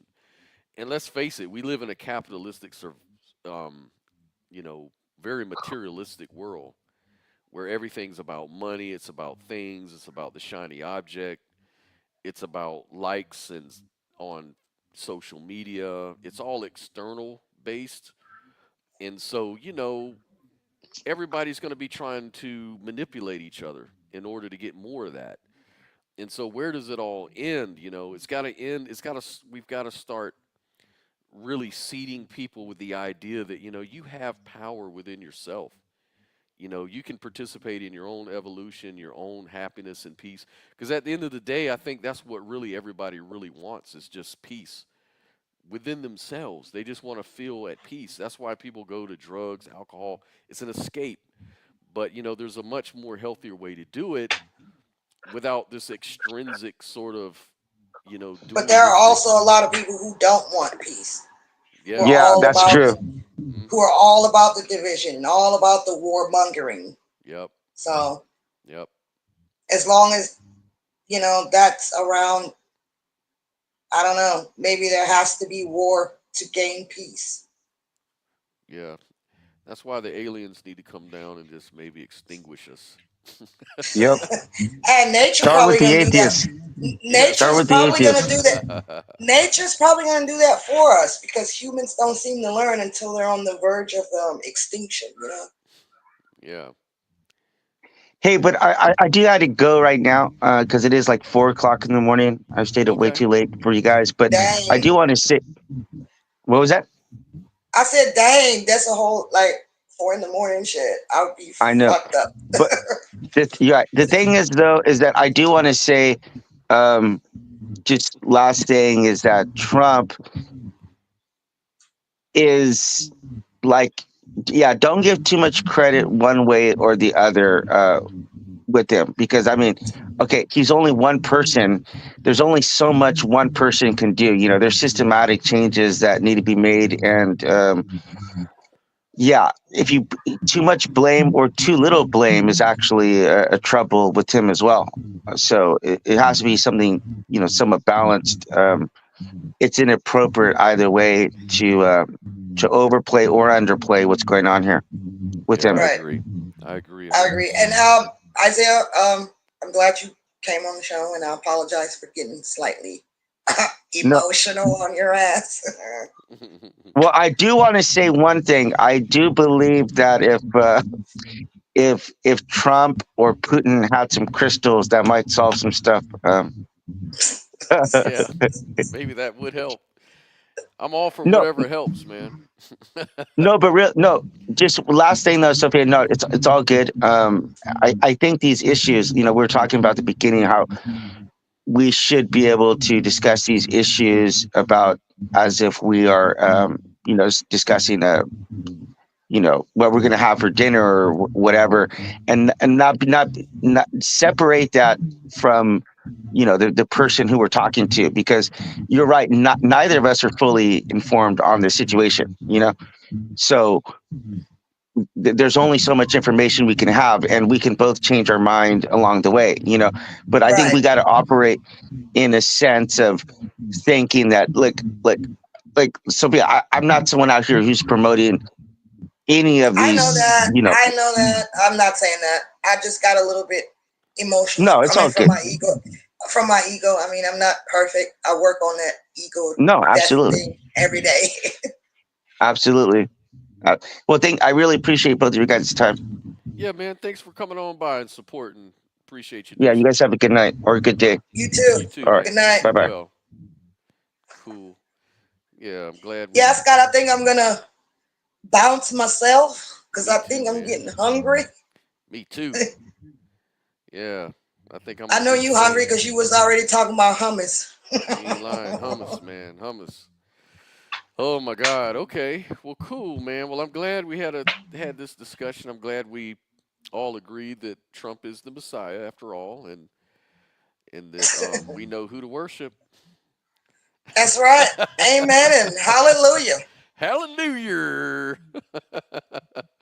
All right, guys. Enjoy the rest of your weekend, Scott. I'll hit you up. We'll see y'all later. Bye.